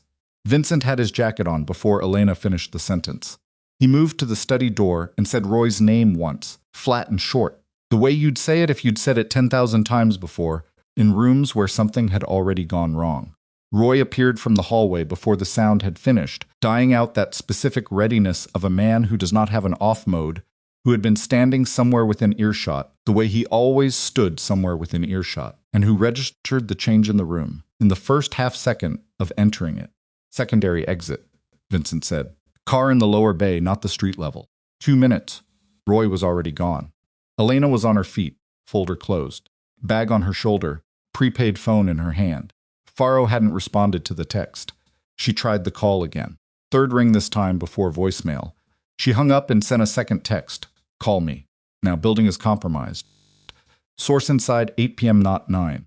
Location may have changed." "Put the phone away," Vincent said. He was pulling on his jacket with the specific efficiency of a man doing something mechanical while his mind was somewhere else entirely. "Faro needs to know. If Marcus has someone on this floor who just watched you walk in an hour ago, there's been enough time to identify your number off a tap." Vincent looked at her directly. "Put it away." She put it away. He was right, and she knew it, and the knowing of it sat in her chest like a stone. They moved through the apartment not running, but with the compressed, purposeful pace that is running's more dangerous cousin, the pace that doesn't announce itself. Down the hallway past the bedroom she had packed a bag in 4 nights ago, past the kitchen, through the service door at the back of the apartment that she had known existed for 6 years and had never used because there had never been a reason to use it, and now there was. The service corridor was narrow and fluorescent and smelled like cleaning supplies and old pipe, and it descended 2 floors via a staircase that was not on any building directory to a loading dock that connected to a parking structure that was separate from the building's public garage. Roy was already at the bottom. Beside him was a car Elena had never seen, dark blue, unremarkable, the kind of car that disappears into city traffic the way water disappears into water. "Who's watching the main entrance?" Vincent said. "2 of ours," Roy said. "Lenny and Briggs. They've been there since 6. Marcus got someone inside the building." Roy's face didn't change. That was the thing about Roy, his face hadn't changed in 11 years. But his eyes moved slightly, a specific lateral shift that Elena had learned, over 11 years of peripheral observation, meant he was running a fast inventory. The delivery rotation changed last week. New man on Thursday access. Marcus's? "I don't know that yet. Find out while we move." Vincent was already at the car. Elena got in the back. Vincent got in front. Roy drove.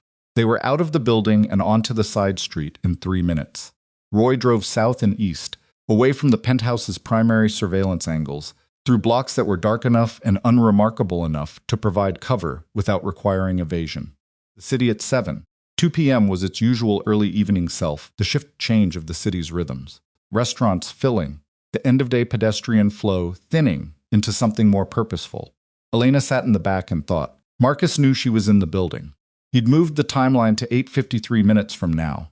The Red Hook warehouse was 20 minutes from Midtown in current traffic, which meant Marcus had already left or was leaving, which meant the organizational meeting that was supposed to happen in front of Faro's coverage was restructuring around a timeline that Faro's team wasn't set up for, unless Faro had gotten the texts, unless the voicemail had been fast enough, unless the federal coverage could adapt in under an hour to a revised location and time. She pulled out the prepaid phone against her own better judgment. Still no response from Faro. She sent one more text, the address of the Red Hook warehouse, which she had memorized from Marcia's briefing that afternoon, and then she turned the phone off entirely and put it in her bag, because Vincent had been right, and she didn't want to be right about Vincent being right. But she was. She said, "Red Hook. Do you know the property?" Vincent turned partially. In the half-dark of the moving car, his face was angles and shadow. "I know it. Marcus has had it under a shell for 6 years. I know who owned the textile operation before it closed." She looked at him. "You knew about the property." "I knew there was a property in Red Hook under the Meridian Shell entity." He turned fully forward again. "I thought it was Marcus holding it for expansion. A space he was developing for us, a pause for us. Specific bleakness of that for us sat in the car without either of them addressing it. How many people will be at that meeting?" Elena said. "If he called a full organizational review, 8, maybe 10 key members." Vincent's voice was flat and professional, the briefing voice, the voice that stripped emotion from logistics. "Cortland runs transport. Ewan handles the financial interfaces. Briggs, not my Briggs, a different man runs the Port Authority relationships." He paused. "These are men I have worked with for between 6 and 15 years. How many of them did Marcus turn?" A long pause. Roy navigated a yellow light and kept moving. "I don't know," Vincent said. "That's the honest answer. 2 weeks ago I would have said none of them. Tonight I don't know. If you walk into that warehouse," Elena said carefully, "and Marcus has already completed whatever he's saying to those men, if the meeting is already done, what happens?" Vincent was quiet. "Vincent. If Marcus has finished," he said, "they've made a decision. Then I walk into a room full of men who have just committed to a different future, and my presence is a problem rather than an authority." He paused. "I become the last obstacle, which means we cannot let that meeting finish." "No. We have 49 minutes, Roy said. "From the front, 20-minute drive if traffic holds." "Traffic won't hold," Vincent said. Roy changed lanes. Elena's phone, the prepaid, which she'd turned off, was not the only way Faro could receive information. That was the thing she had to hold on to in the back of the dark blue car while Roy pushed south through Brooklyn-bound traffic. She had Sandra, she had Kim. Both of them had Faro's office number, his direct line, the field office contact she'd provided, when this had still been structured planning rather than the current thing, which was closer to controlled emergency. The question was whether either of them knew yet. She leaned forward between the front seats. "I need to make a call from a clean line. Not my phone, not yours." Vincent reached into his jacket, without asking why, and handed her a phone she had never seen, not his primary phone, not the household phone, a third device she hadn't known he carried. She took it without comment. She called Sandra Cho's cell. It rang 4 times. Sandra picked up on the 5th. "It's me," Elena said. "Different phone." "Listen, the timeline moved. 8 p.m., not 9. Faro needs to know his direct line right now. Red Hook Warehouse, the address I gave him this afternoon." A brief pause. Marcus has a source in Vincent's building. He knows I'm moving. Tell Faro his coverage needs to be in position in the next 30 minutes or it's too late." She stopped. "Can you reach him?" "Yes, do it now." She hung up. Handed the phone back to Vincent without looking at him. Outside, the Brooklyn-Queens Expressway was backed up ahead, brake lights, extending 200 yards into the tunnel approach. Roy saw it and cut left, onto an exit ramp that took them off the highway and onto surface streets. The kind of navigational decision that comes from knowing a city in your body rather than on a screen. 22 minutes at this pace, Roy said. "Push it," Vincent said. "I'm pushing it." Elena looked at the back of Roy's head, and then at the city moving past the window, and then at her own hands in her lap, which were steadier than they had any right to be. She thought about what she'd said to Faro in the diner that morning. "I have spent 14 months building this for one specific outcome," and about how that outcome had looked in her planning, and about how thoroughly tonight had rearranged itself around something that was not that. She had planned for a clean handoff, documentation to federal authorities, Marcus exposed through channels, Vincent confronted by circumstances rather than by her. She had planned to be peripheral to the ending of this, a source, a name in a file, the woman who had built the case and then stepped aside while the institutional machinery she'd fed it to did the work of ending. Instead, she was in the back of a dark blue car with her estranged husband and his silent, scar-jawed driver, moving toward a warehouse in Red Hook, where the man who had betrayed both of them for 7 years was currently, possibly, completing the restructuring of everything Vincent had built, and the federal coverage was 30 minutes behind and possibly set up for the wrong address. This was not the plan. She thought with a specific dark clarity. At some point, you stop mourning the plan and start working the situation. "When we get there," she said to Vincent, What's your play? Turned his head partially. I walk in. That's not a play. That's an entrance. I walk in, he said again, and I stand in front of men I have known for between 6 and 15 years, and I ask them directly, in front of Marcus, whether they understood what they were agreeing to, whether they understood who built what they're about to sign over. He paused. Some of them will hear it. Some of them will remember something. And Marcus? A pause. Marcus will be there. What do you do about Marcus? I'm going to look at him, Vincent said. That's all I need to do. Elena absorbed this. The federal coverage. If it's there, it's there. If it isn't, he didn't finish the sentence. What remained unsaid was not ambiguous. The documentation I gave you, she said. The folder. Marsh needs that in his possession before this is over. I know. If something goes wrong in that building, the folder. Elena. He turned fully this time. In the car's moving shadow, his face was doing the thing it had done back in the study. The surface cracked along those fine lines, showing something underneath that she still didn't quite have a name for. I know what the folder is. I know what it means and who needs it. He held her gaze. I spent 11 years making you feel like you didn't understand what was in front of you. I'm not doing that tonight. The car was quiet, except for the engine and the city outside, and Roy managing a fast left that pressed them both sideways for a moment. 15 minutes, Roy said. They came at the warehouse from the north end of the block, which was darker and had no streetlight coverage, Roy's choice, made without instruction. The navigational judgment of a man who had spent 15 years putting vehicles exactly where they needed to be. He cut the headlights a block out and rolled to a stop against the curb, in the deep shadow between two industrial units. Vincent was out of the car before it fully stopped. Elena was right behind him, Roy said quietly. To the air in front of him, I'll be here. That was all. The warehouse was a long rectangular building, with loading dock doors along the south face, and a personnel entrance on the north end, a metal door set into brick, no signage, a single overhead light that had been on when Marcus's people arrived, because a dark entrance is a visible anomaly in an industrial block. There were 3 cars parked in the lot, not a full organizational contingent, which either meant the meeting was smaller than expected, or people had been brought in groups to reduce visibility. Vincent looked at the cars for approximately 2 seconds. Then he walked to the personnel door. Elena grabbed his arm, stopped. If Faro's team isn't here, she said, low and direct. There's no coverage. You walk in there and Marcus has already finished you. Understand what happens to you. Yes, he said. And you're walking in anyway. It's my organization, he said. Not defensive. Just factual. The way you state the compass point you're walking toward. She let go of his arm. She walked in with him. The interior of the warehouse was one large open space, with stacked pallets along the walls that had been there since the textile operation closed, and in the center, under portable work lights that someone had brought and set up, 8 men were standing around a folding table that had a single document on it, and a pen lying across the document's face. Marcus Vane was at the far end of the table. He saw them the moment the door opened. She knew he saw them, because his face did something very specific and very fast-practiced calms snapping into place over whatever had been underneath it in the half-second before he registered who had come through the door.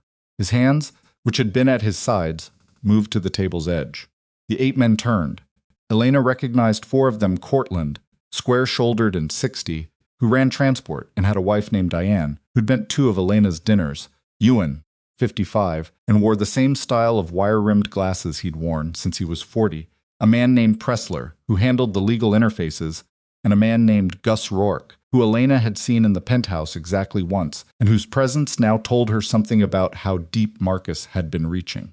The other 4 she didn't know. The room was silent. Vincent walked to the table.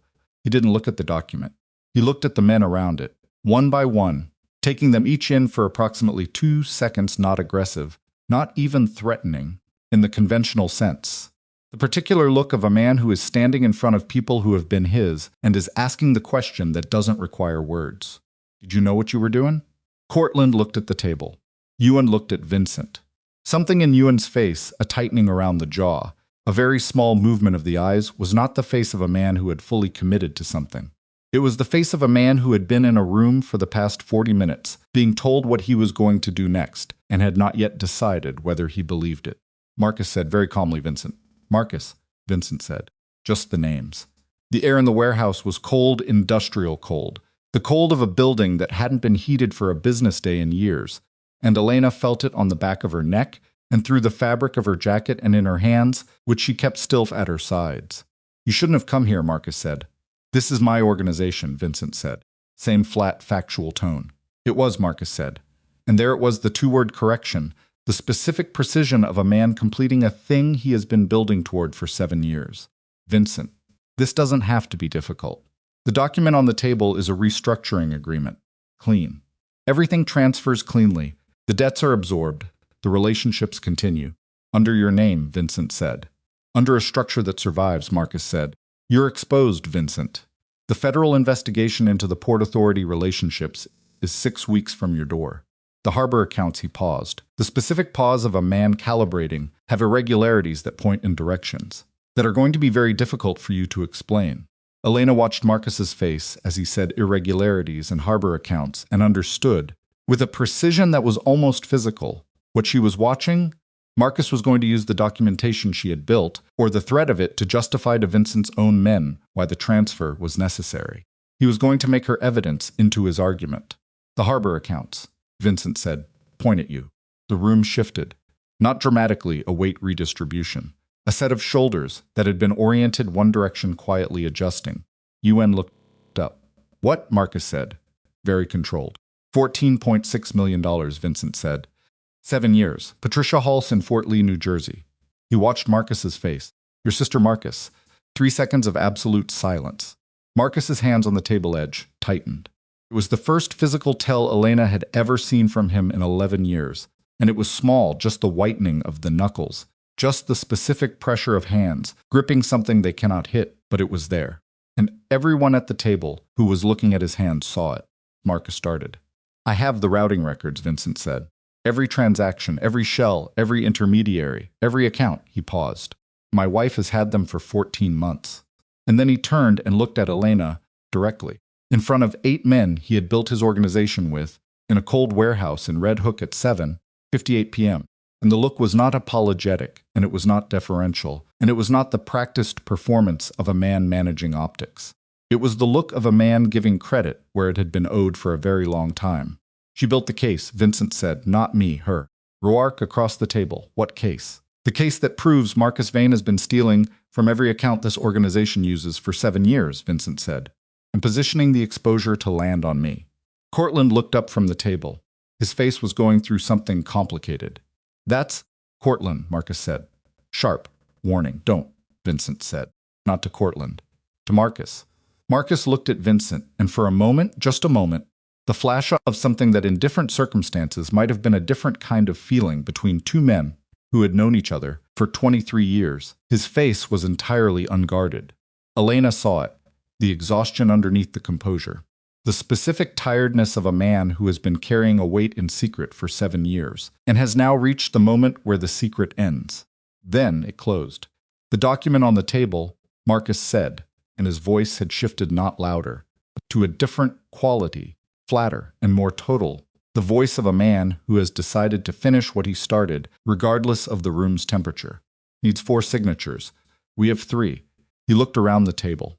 Whoever signs walks away from what's coming. Whoever doesn't. Nobody signs, Vincent said. That's not your call anymore. Make it my call, Vincent said. Right now. In front of everyone in this room. Tell them directly that you have the authority to run this organization. Tell them on what basis. Tell them what you've built. And how and with whose money. He stepped closer to the table.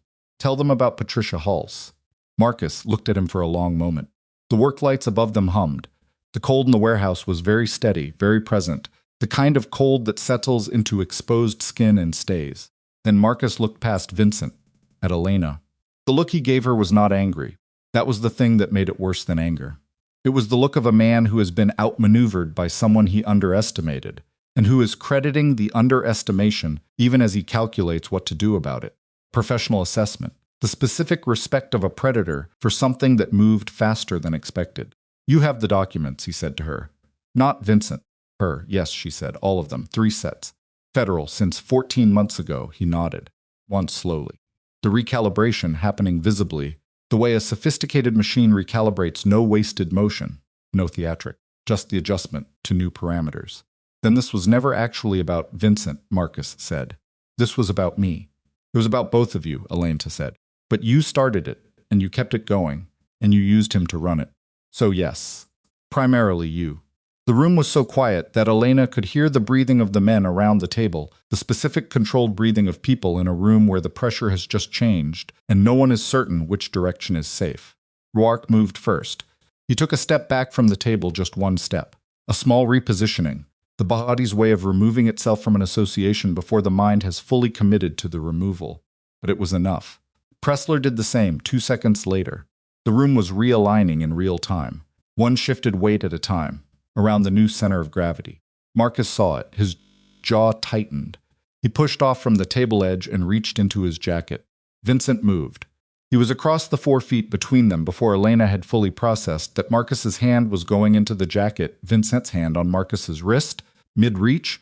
Both of them locked in the specific frozen geometry of a moment that has several possible outcomes and only a fraction of a second to determine which one. Marcus's face was very close to Vincent's.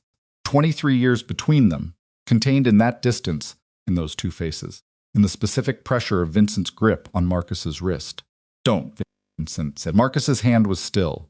Whatever was in the jacket stayed there. Don't, Vincent said again. And his voice had gone to a register Elena had never once heard from him in 11 years. Not the temperature drop professional voice, not the authority of the Don's flat command, but something below and prior to both of those things, something that was the voice of a man speaking to someone he had once trusted more than anyone in the world, and who is now holding that man's arm in a warehouse in Red Hook and saying the only word that is left. Marcus's eyes stayed on Vincent's face for 3 seconds. 4, 5. Then, his hand slowly, finger by finger, the tension going out of it the way air goes out of something that has been holding pressure for a very long time. Vincent released his wrist. And that was when the door at the south end of the warehouse opened, not the door they'd come through. The loading dock door, the large one, opened from outside, and 4 people came through it in the specific formation and pace of people who are doing something they have done before and know how to do efficiently. And the first one through held up a federal badge and said, loudly enough to reach every corner of the cold space, "Nobody move. Federal agents. Hands where I can see them." Faro was the third one through the door. He looked across the warehouse at Elena and gave her the specific look of a man who got the texts, got the call from Sandra, redirected his entire team in 47 minutes, and is acutely aware that he is not entirely certain he deserves to be looked at with relief. She looked at him with relief anyway, because the alternative was the floor, and she was not ready for the floor. The next 20 minutes were controlled chaos, the specific organized disorder of a federal operation taking a room into custody, which involves more talking and crosstalk than cinema generally suggests, and significantly more standing around while people with radios confirm things to other people with radios. Cortland and Ewan were separated from the others immediately, which Faro had determined in the car on the way over was the relevant split the 2 men most likely to be instrumental rather than committed, 2 with the longest organizational history, with Vincent and the most to lose if a Marcus's version of events became the official one. Marcus was cuffed against the warehouse's east wall, standing upright, looking at nothing in particular with an expression of such total, controlled neutrality that it communicated more than any expression would have. Elena stood with Marsh, who had arrived in the second wave and was reviewing something on a tablet with the focused calm of a man doing familiar work in an unfamiliar setting. The document on the table, Elena said. "We have it. It has 3 signatures." "Yes." Marsh looked up briefly. "That's going to be a conversation for another day. Tonight it gets tagged as evidence." He looked back at the tablet. "Your documentation, Sandra Cho, is transmitting the full file to our office right now. Chain of custody is clean." He paused. "You should know the independent source designation you asked for. It's in the intake paperwork. Thank you. Don't thank me. You built it.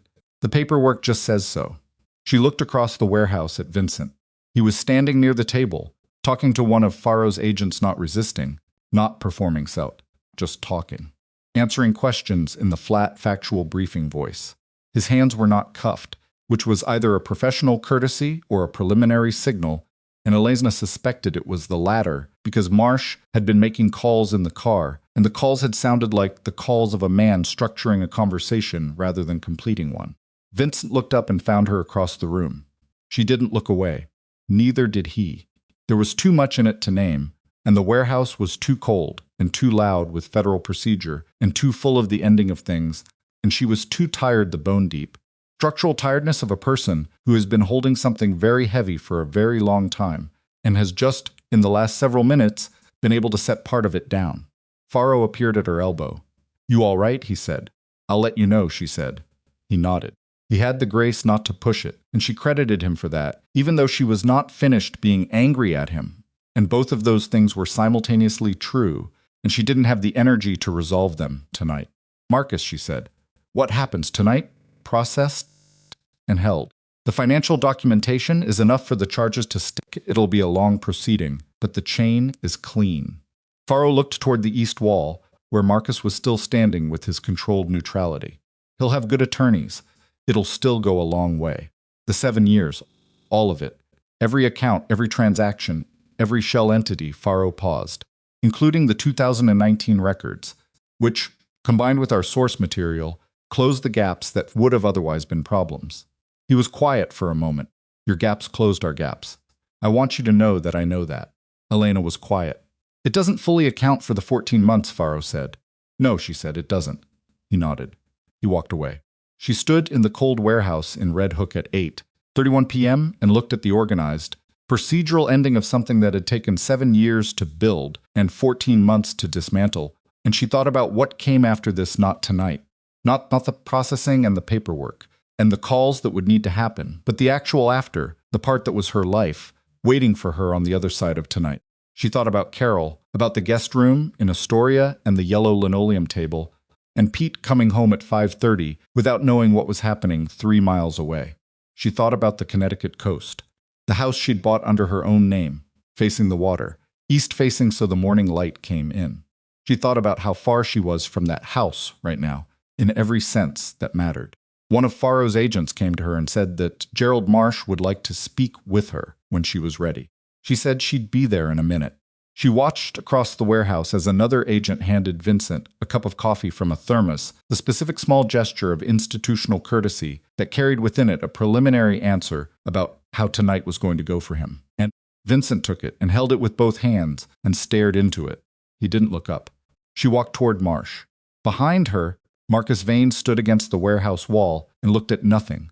And 23 years of loyalty that had curdled into 7 years of careful theft sat in the room around him like weather that had finally broken, destructive and overdue, leaving the air behind it changed in ways that would take a long time to fully account for and longer still to forget.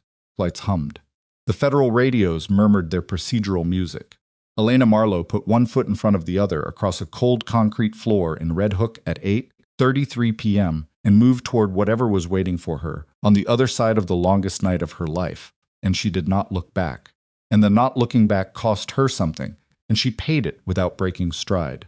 Gerald Marsh was a man who had spent 31 years in federal prosecution, and in that time he had developed a specific practice for the end of operations. He found a quiet corner, he drank whatever coffee was available, regardless of quality, and he waited for the room to settle into its procedural rhythm before he spoke to anyone whose testimony he needed to be clean. He was standing near the warehouse's north wall, with a paper cup of something that had come from the same thermos as Vincent's when Elena reached him, and he looked at her with the evaluating eyes of a man taking inventory of a resource he has just spent. "Sit down," he said. "There's a folding chair behind you." She found it. She sat.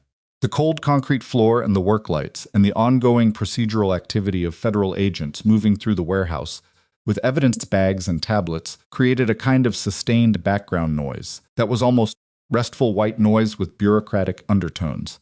Marsh sat across from her, on a crate that had probably not been moved since the textile operation closed. "Marcus will be processed tonight," he said. "Full arraignment within 48 hours.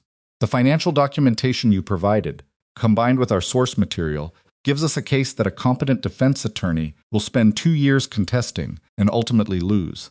He drank his coffee. "The good news." "What's the other news?" Elena said. "Vincent." Marsh looked at her steadily. "He came here tonight voluntarily with you, with the documentation.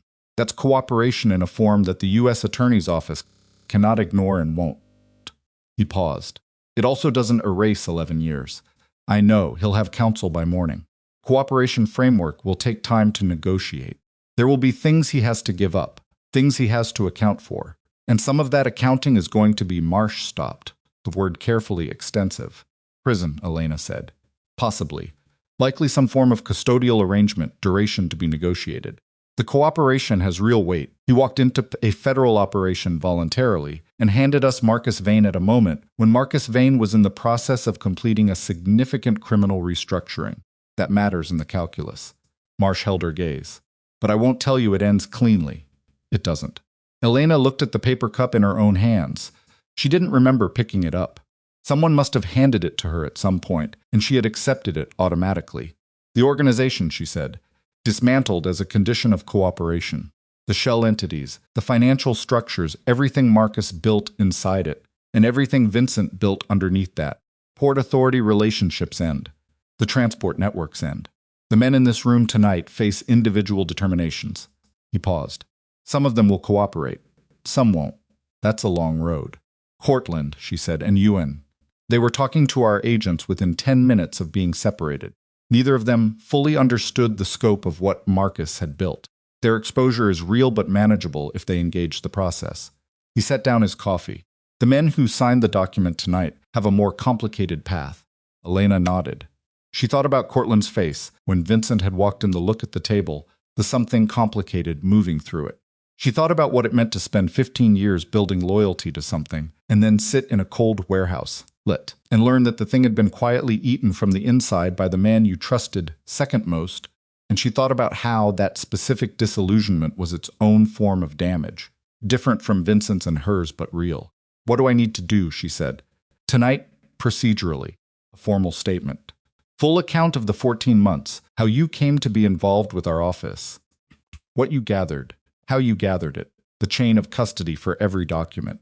Kim at Fenwick needs to provide a parallel account. Sandra Cho's notarization records become part of the formal record. Marsh picked up his tablet. It will take several hours. We can start now, or I can have an agent take you to our field office, and we begin in the morning when you've had some rest. Elena thought about Carol in a safe house, somewhere in the city not sleeping. She thought about the prepaid phone in her bag, currently off. Now, she said, let's do it now. The statement took 4 hours and 12 minutes. She sat at a folding table in a side room of the warehouse that had been a supervisor's office when the building was operational and still had a desk bolted to the wall and a window with wire glass that looked out onto the main floor, and she talked to an agent named Peralta who was thorough and unhurried and had a recorder and a legal pad and the specific quality of attention that made Elena understand she was being listened to at a level of precision that would catch any inconsistency, however minor. She wasn't inconsistent. She had been telling this story in various partial forms for 14 months, and she knew every seam of it. And she told it from the beginning the night in 2020, when she had first understood the shape of what Marcus was doing, the 18 months of watching, before she began collecting documentation, the call to Kim, the first meeting with Sandra, the 4 meetings with Faro, the structures she had built, and why, the wooden box from the nightstand, and what was in it. Peralta asked clarifying questions that were good questions. Elena answered them. At one point, around hour 2, she looked through the wire glass window and saw Vincent on the main warehouse floor, sitting at the folding table where the unsigned portions of Marcus's document still lay in an evidence bag, talking to 2 federal agents in the same flat, factual tone he'd used when she'd first arrived. She watched him for approximately 30 seconds. Posture was the same as it always was, controlled, upright, economic. But there was something different in the set of his shoulders, something that was not exactly defeat and not exactly relief, but occupied the territory between them. The specific posture of a man who has been holding something for a very long time and has just in the past several hours put it down. She turned back to Peralta. She kept talking. It was 1:17 a.m. when Peralta closed the legal pad. I think we have what we need for tonight, he said. There'll be follow-up, there always is. But the foundational record is solid. He gathered his materials with the careful efficiency of someone who had been trained never to leave anything on a table. Agent Faro wanted to speak with you before you leave, if you're willing. Is that optional? Elena said. Peralta considered. Everything at this point is optional, Ms. Marlowe. Tell him I'll be outside, she said. She stood up. Her back ached in the specific way that comes from sitting in a folding chair for 4 hours on a concrete floor in a cold building, and her hands were stiff and she was tired in a way that had moved past the ordinary registers of tired into something geological tiredness, laid down in layers over months, now pressing its full weight. She went out through the personnel entrance on the north side and stood in the dark October air outside the warehouse. The city was quiet at this hour, not silent, never silent, but reduced to its overnight register, the distant sound of a highway somewhere south, the occasional passing vehicle on the block, the particular quality of urban air at 1 a.m. that is cooler and cleaner than it has any right to be given what it contains during daylight. She stood with her arms at her sides and her face tipped up slightly and breathed it in. Faro came out 3 minutes later. He stood beside her without speaking for a moment. She didn't look at him. "The intake paperwork is filed," he said. "Independent source, originating documentation. Your name on it. Thank you. I also—" He stopped, started again. "I want to say something that isn't in any report." She waited. "What I did," he said. "The 14 months. Knowing what I knew and not telling you. I told myself it was operational necessity, and I told myself it protected the case, and I told myself you were better positioned not knowing, because it would keep your behavior consistent and authentic." He paused. All of that was true. None of it was the whole reason. "What was the whole reason?" she said. "The whole reason was that I needed what you were building," Faro said. "The independent corroboration, the different angle, the chain of custody that ran through a completely separate track from our source. I needed it, and you were building it. And I was afraid that if I told you we already had the core piece, you would stop." He was quiet for a moment. "I prioritized the case over the person building it. I've done that before, and it's always been justifiable, and it's never felt quite like this." Elena looked at the street. "I'm not asking for absolution," Faro said.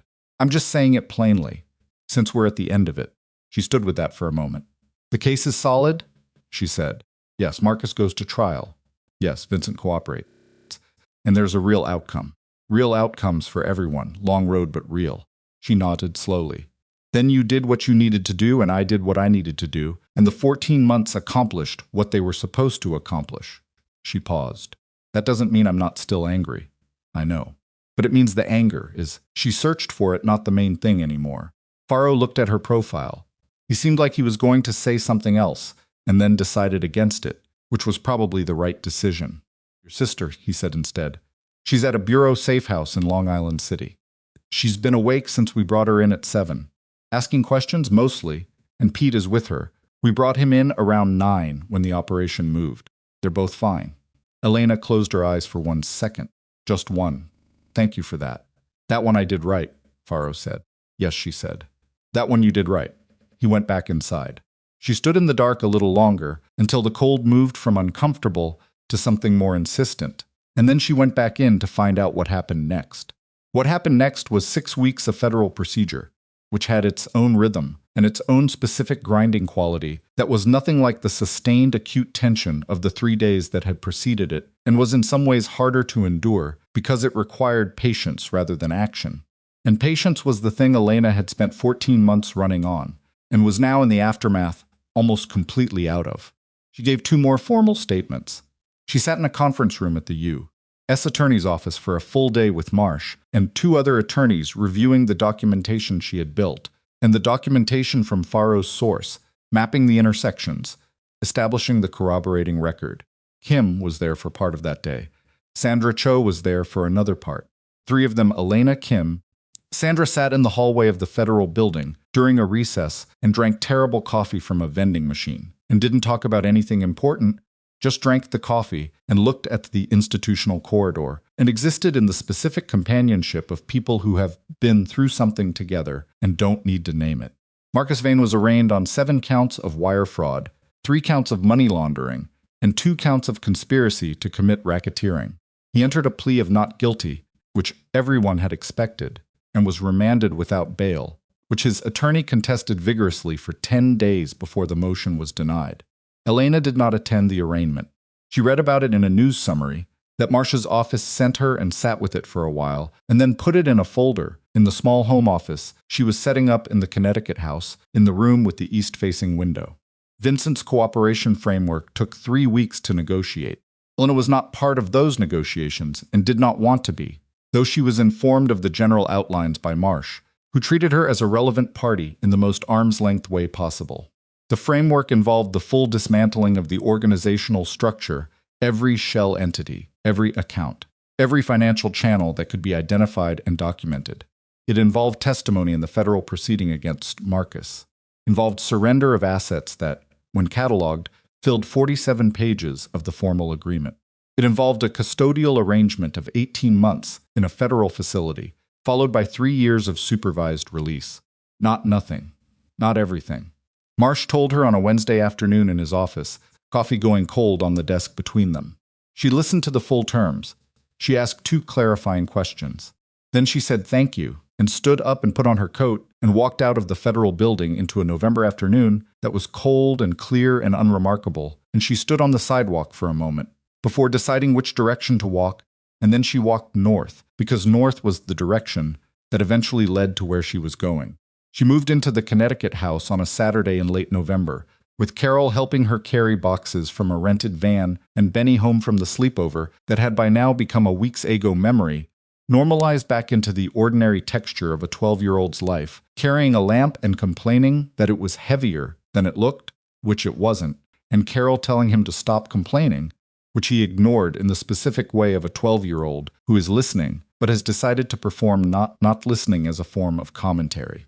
Pete carried the heaviest boxes without being asked, with the quiet efficiency of a man who believes in doing useful things rather than discussing them, which was why Elena had always liked Pete in a way she'd never fully expressed. The house was smaller than anything she had lived in for 11 years. 3 bedrooms, a kitchen that needed repainting, a living room with a fireplace that worked, and a back door that stuck in cold weather, and a front-facing porch that looked out over a yard that in spring would probably need significant work. And the east-facing window in the room she'd decided would be her office, the original reason she'd chosen this house over the 2 others she'd looked at. Sitting in a lawyer's office in Westport 14 months ago, with a prepaid phone and a manila folder, and a life that was still technically intact and already privately over. In the afternoon, when the boxes were mostly in, and Carol and Pete and Benny had driven back to Queens, Elena stood in the kitchen and made coffee the way her mother had taught her, and Carol had maintained 2 strong by eye, grounds measured without a spoon, and took it to the east-facing window and looked out at the yard and the light, which was already shifting in the November way, going amber and low and sideways, in a way that made ordinary things look deliberate. She stood there for a long time. She thought about the photograph Vincent had slammed on the table the night she'd left the cracked glass, the cold rain, the specific moment when she had understood that the only language left between them was the language of things already decided. She thought about the look on his face in the penthouse doorway when she'd said, "Let me out," the moment when he'd stepped aside, and what she had understood about him in that moment that she had never fully named.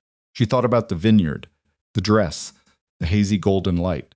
She thought about how you can love something and understand simultaneously that continuing to love it the way you have been will eventually destroy you both, and how that understanding is not the end of the love, just the end of the form it had been taking.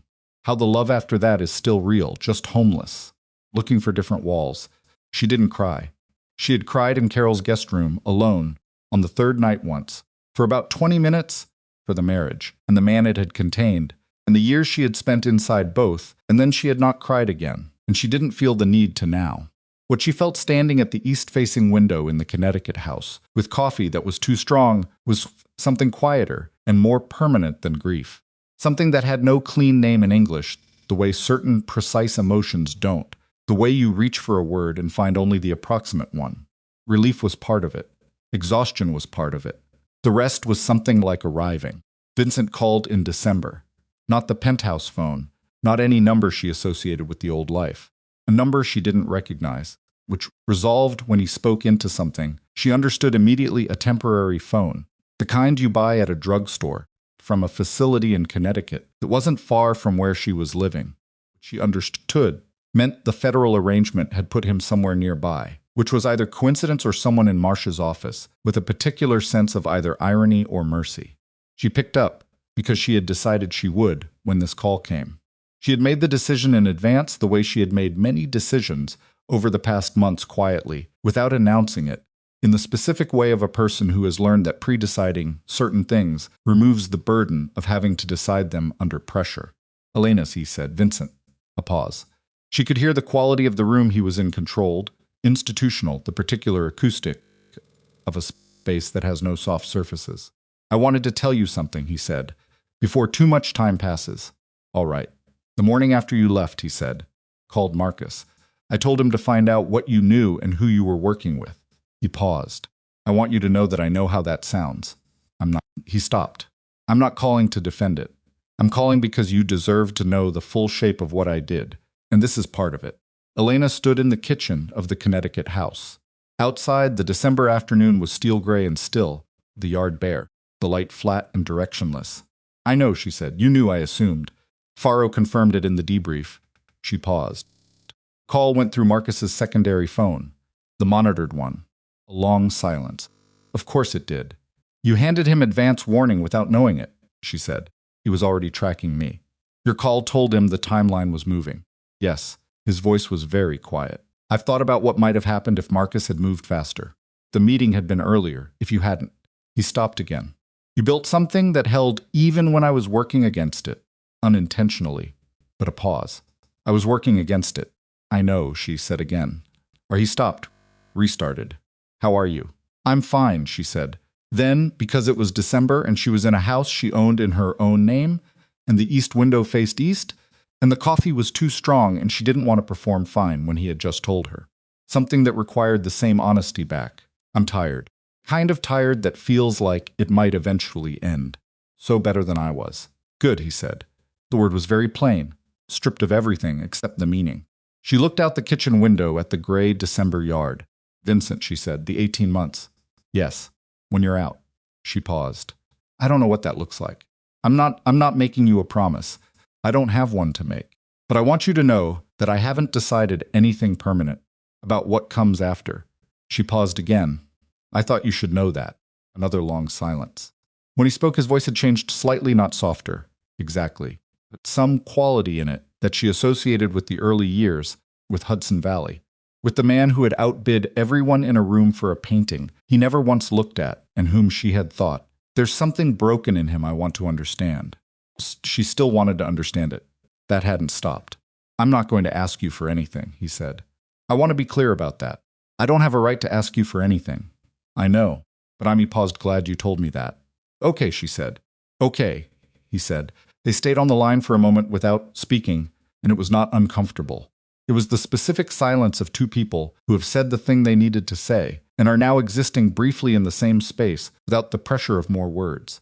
And that existing felt not like before, not like the penthouse and the guarded doors, and the man who measured his wife in terms of what she could withstand, but like something that had survived its own destruction, and was still, improbably, present. Then he said he had to go. She said she knew.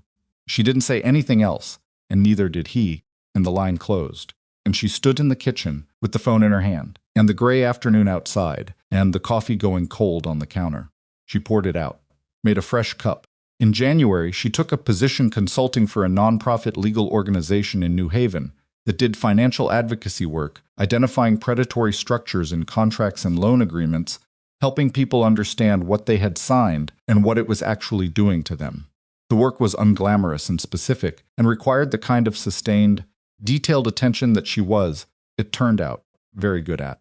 Her supervisor was a woman named Angela, who was 35 and had a relentless, focused energy, and who did not ask Elena too many questions about her resume gap, and seemed to understand instinctively that certain professionals arrive at certain places by roads they don't necessarily want to map in an interview. Elena was good at the work. She was good at sitting across from a person who had been told something was one thing when it was actually another, and helping them understand the structure of what had been done to them. She was good at the patience of it, the careful reconstruction, the slow assembly of the full picture from pieces that had been deliberately scattered. She did not find this ironic, or rather she found it exactly as ironic as it deserved to be, and then went back to work. The trial began in March. Elena testified for 2 days.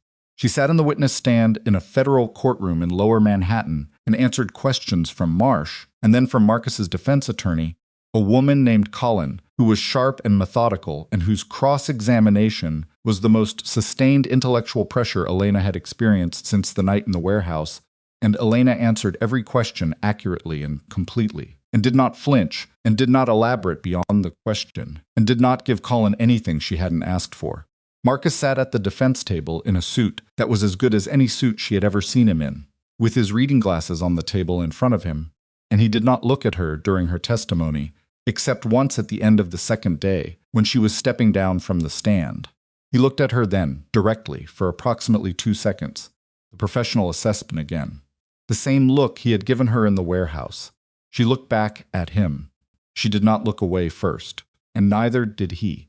And then the moment was over, and she walked out of the courtroom, and through the federal building, and out onto the March Street, where the air had just barely started its seasonal shift toward something warmer. Still cold, but with a different quality, the kind of cold that contains the memory of warmth rather than the certainty of more cold. She stood on the sidewalk for a moment.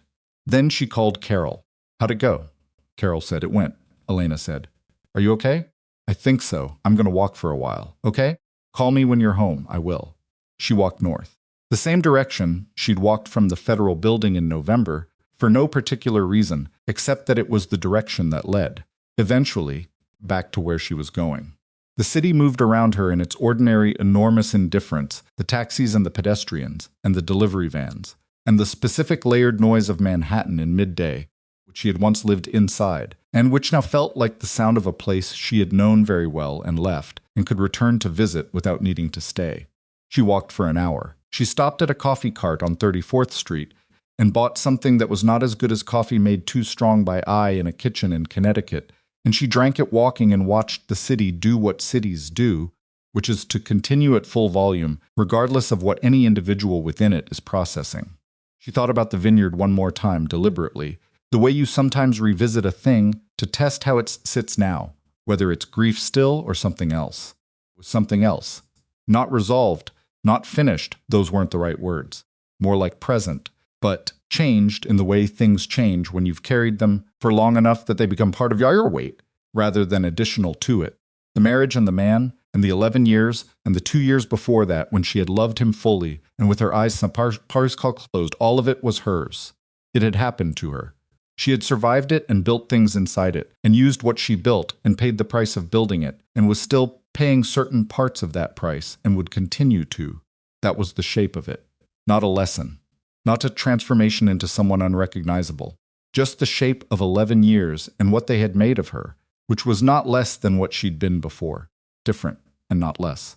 In April, a year and a half after the night, she had said, "I'm done in a penthouse on the 53rd floor of a building that didn't appear on any public directory." Elena drove from Connecticut to a federal facility 40 miles north of where she lived. She sat in the parking lot for 8 minutes before going in. The visitation room was the specific institutional beige of all such rooms everywhere, a design choice that seemed to have been made by consensus decades ago and never revisited, as if the people who built these rooms had decided that comfort was a form of opinion, and opinion was inadvisable. There were other visitors at other tables, a low murmur of conversation, the particular quality of speech that keeps itself private out of courtesy to the room. Vincent came in and sat down across from her. He looked different from the man in the penthouse. Not older, something subtler than older. Reduced in the way a thing is reduced when unnecessary elements have been stripped from it, which is not always a diminishment. Sometimes it is just the thing itself, finally without the performance of the thing. He looked at her for a moment without speaking. She looked at him. "You didn't have to come," he said. "I know," she said. "Why did you?" She thought about it. She had thought about it for the 8 minutes in the parking lot, and for the drive up from Connecticut, and for the 2 weeks before that, when she had been deciding whether to come, and she had arrived at an answer that was not clean or simple, but was, she believed, honest. "Because I wanted to see you," she said. "Not to decide anything. Just I wanted to see how you were." He sat with that. "How do I look?" "Honestly? Yes. Less like someone performing a version of yourself," she said. "More just you." He was quiet for a moment. His hands were on the table, not folded, just resting the hands of a man who has had the reflex for controlling things relaxed out of him by months of living in a place where controlling things is not an option. "I've been thinking about something," he said. "Since December, since we talked." "What?" "You said you hadn't decided anything permanent." "About after." "I said that." "I want to tell you something that's not a negotiation," he said. "I'm not asking for a decision or a commitment or anything, specifically. I just want to tell you something true." "Okay." He looked at her hands on the table. then at her face. "The painting," he said. She waited. "The one I bought at the auction. The night we met." He paused. "I did look at it. You said I never looked at it." "I did, actually. One time. I had it in my study for 3 years, and I looked at it once in 2014 for about 4 minutes." He paused again. It was a painting of a coast somewhere. Very plain. Just the water and the light on the water. "I looked at it, and I thought, I don't know why I own this. I don't know what it's doing in this room." He was quiet. "I had it put in storage 6 months later. I told myself it was because it didn't fit the study. The real reason was that it made me feel something I didn't know what to do with." He looked at her steadily. "I know what it was now. It was beautiful, and I didn't know how to be in a room with something beautiful without needing to own it in a way that stopped it from being what it was." The visitation room murmured around them. Elena looked at the man across the table and thought about 11 years, and a painting of a coast that had spent most of those years in storage. She thought about the east-facing window in the Connecticut house and the way the light came in the morning. And she thought about how far she was from the woman in the cream-colored dress at the vineyard and how far she was not. "That's a good thing to know," she said. "About yourself." "Yes, it is."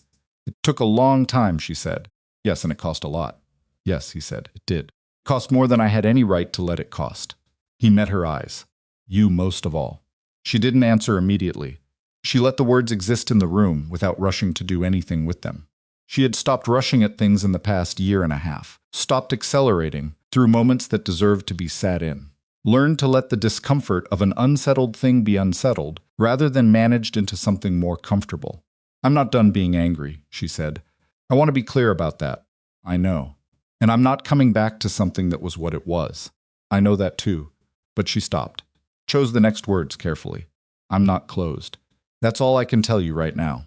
I'm not closed, and I wanted you to know that in person, rather than over a drugstore phone in December." She paused. "That's why I came." Vincent Calder looked at his wife across a table in a visitation room in April, with nothing around him that he had built or bought or controlled or protected, with 11 years of choices sitting between them, like furniture no one had moved yet. And the specific expression on his face was one she had never seen there in all of those years, not the dance faces, not the professional surface, not the particular chill of a man who has decided that emotion is a liability. Just a man looking at a woman, understanding something very clearly and very late. "Okay," he said. "Okay," she said. She stayed for the full hour. They talked about things that were not the case and not the organization, and not Marcus and not the past year and a half she told him, about the Connecticut house, the east window, the job in New Haven. He told her about a book he'd read twice in 3 months, because the facility library had limited options, and it had turned out to be better the second time, which was a sentence she would not have predicted from him, and which surprised her into something that was almost briefly a smile. When the hour was up, she stood and put on her coat, and he stood across the table. They did not touch the circumstances in the room, and the specific, unresolved nature of what they were to each other in this moment all made that clear. But she looked at him one more time before she turned to go, the full direct look she'd used to give him in the early years, before she had learned to look sideways at things to protect herself from them. "Care of yourself," she said. "You too," he said.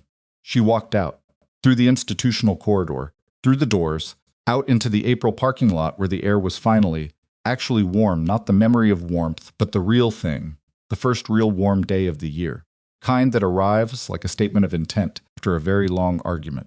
She stood beside her car and tipped her face up toward it for a moment, eyes closed, just the warmth on her face, which cost nothing and required nothing, and was simply what it was.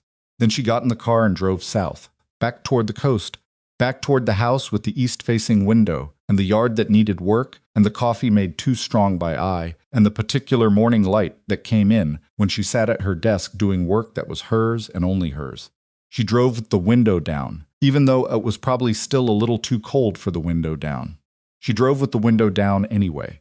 The road south was ordinary and long and led, as roads do, somewhere specific, not to a resolution, not to a clean ending, where the cost of everything had been fully paid, and the loss fully absorbed, and the love fully accounted for, because that kind of ending does not exist, and she had spent enough of her life waiting for it to know better. It led to the next thing, and the thing after that, and the slow, unglamorous, real work of building a life from what you've kept of yourself, when everything else has been stripped down to what was always, underneath the empire and the sacrifice and the 11 years of careful, invisible labor, actually yours. She kept driving. The coast came into view as the afternoon began its long fall. Toward evening, the water flattened gray-green, and enormous indifferent in the way of large things, beautiful in the way of things that don't require you to observe them to be what they are. Elena Marlowe drove toward it with the window down, and she did not look back. And the road ran out ahead of her in the ordinary light of an April afternoon. And it was enough. It was, finally, enough.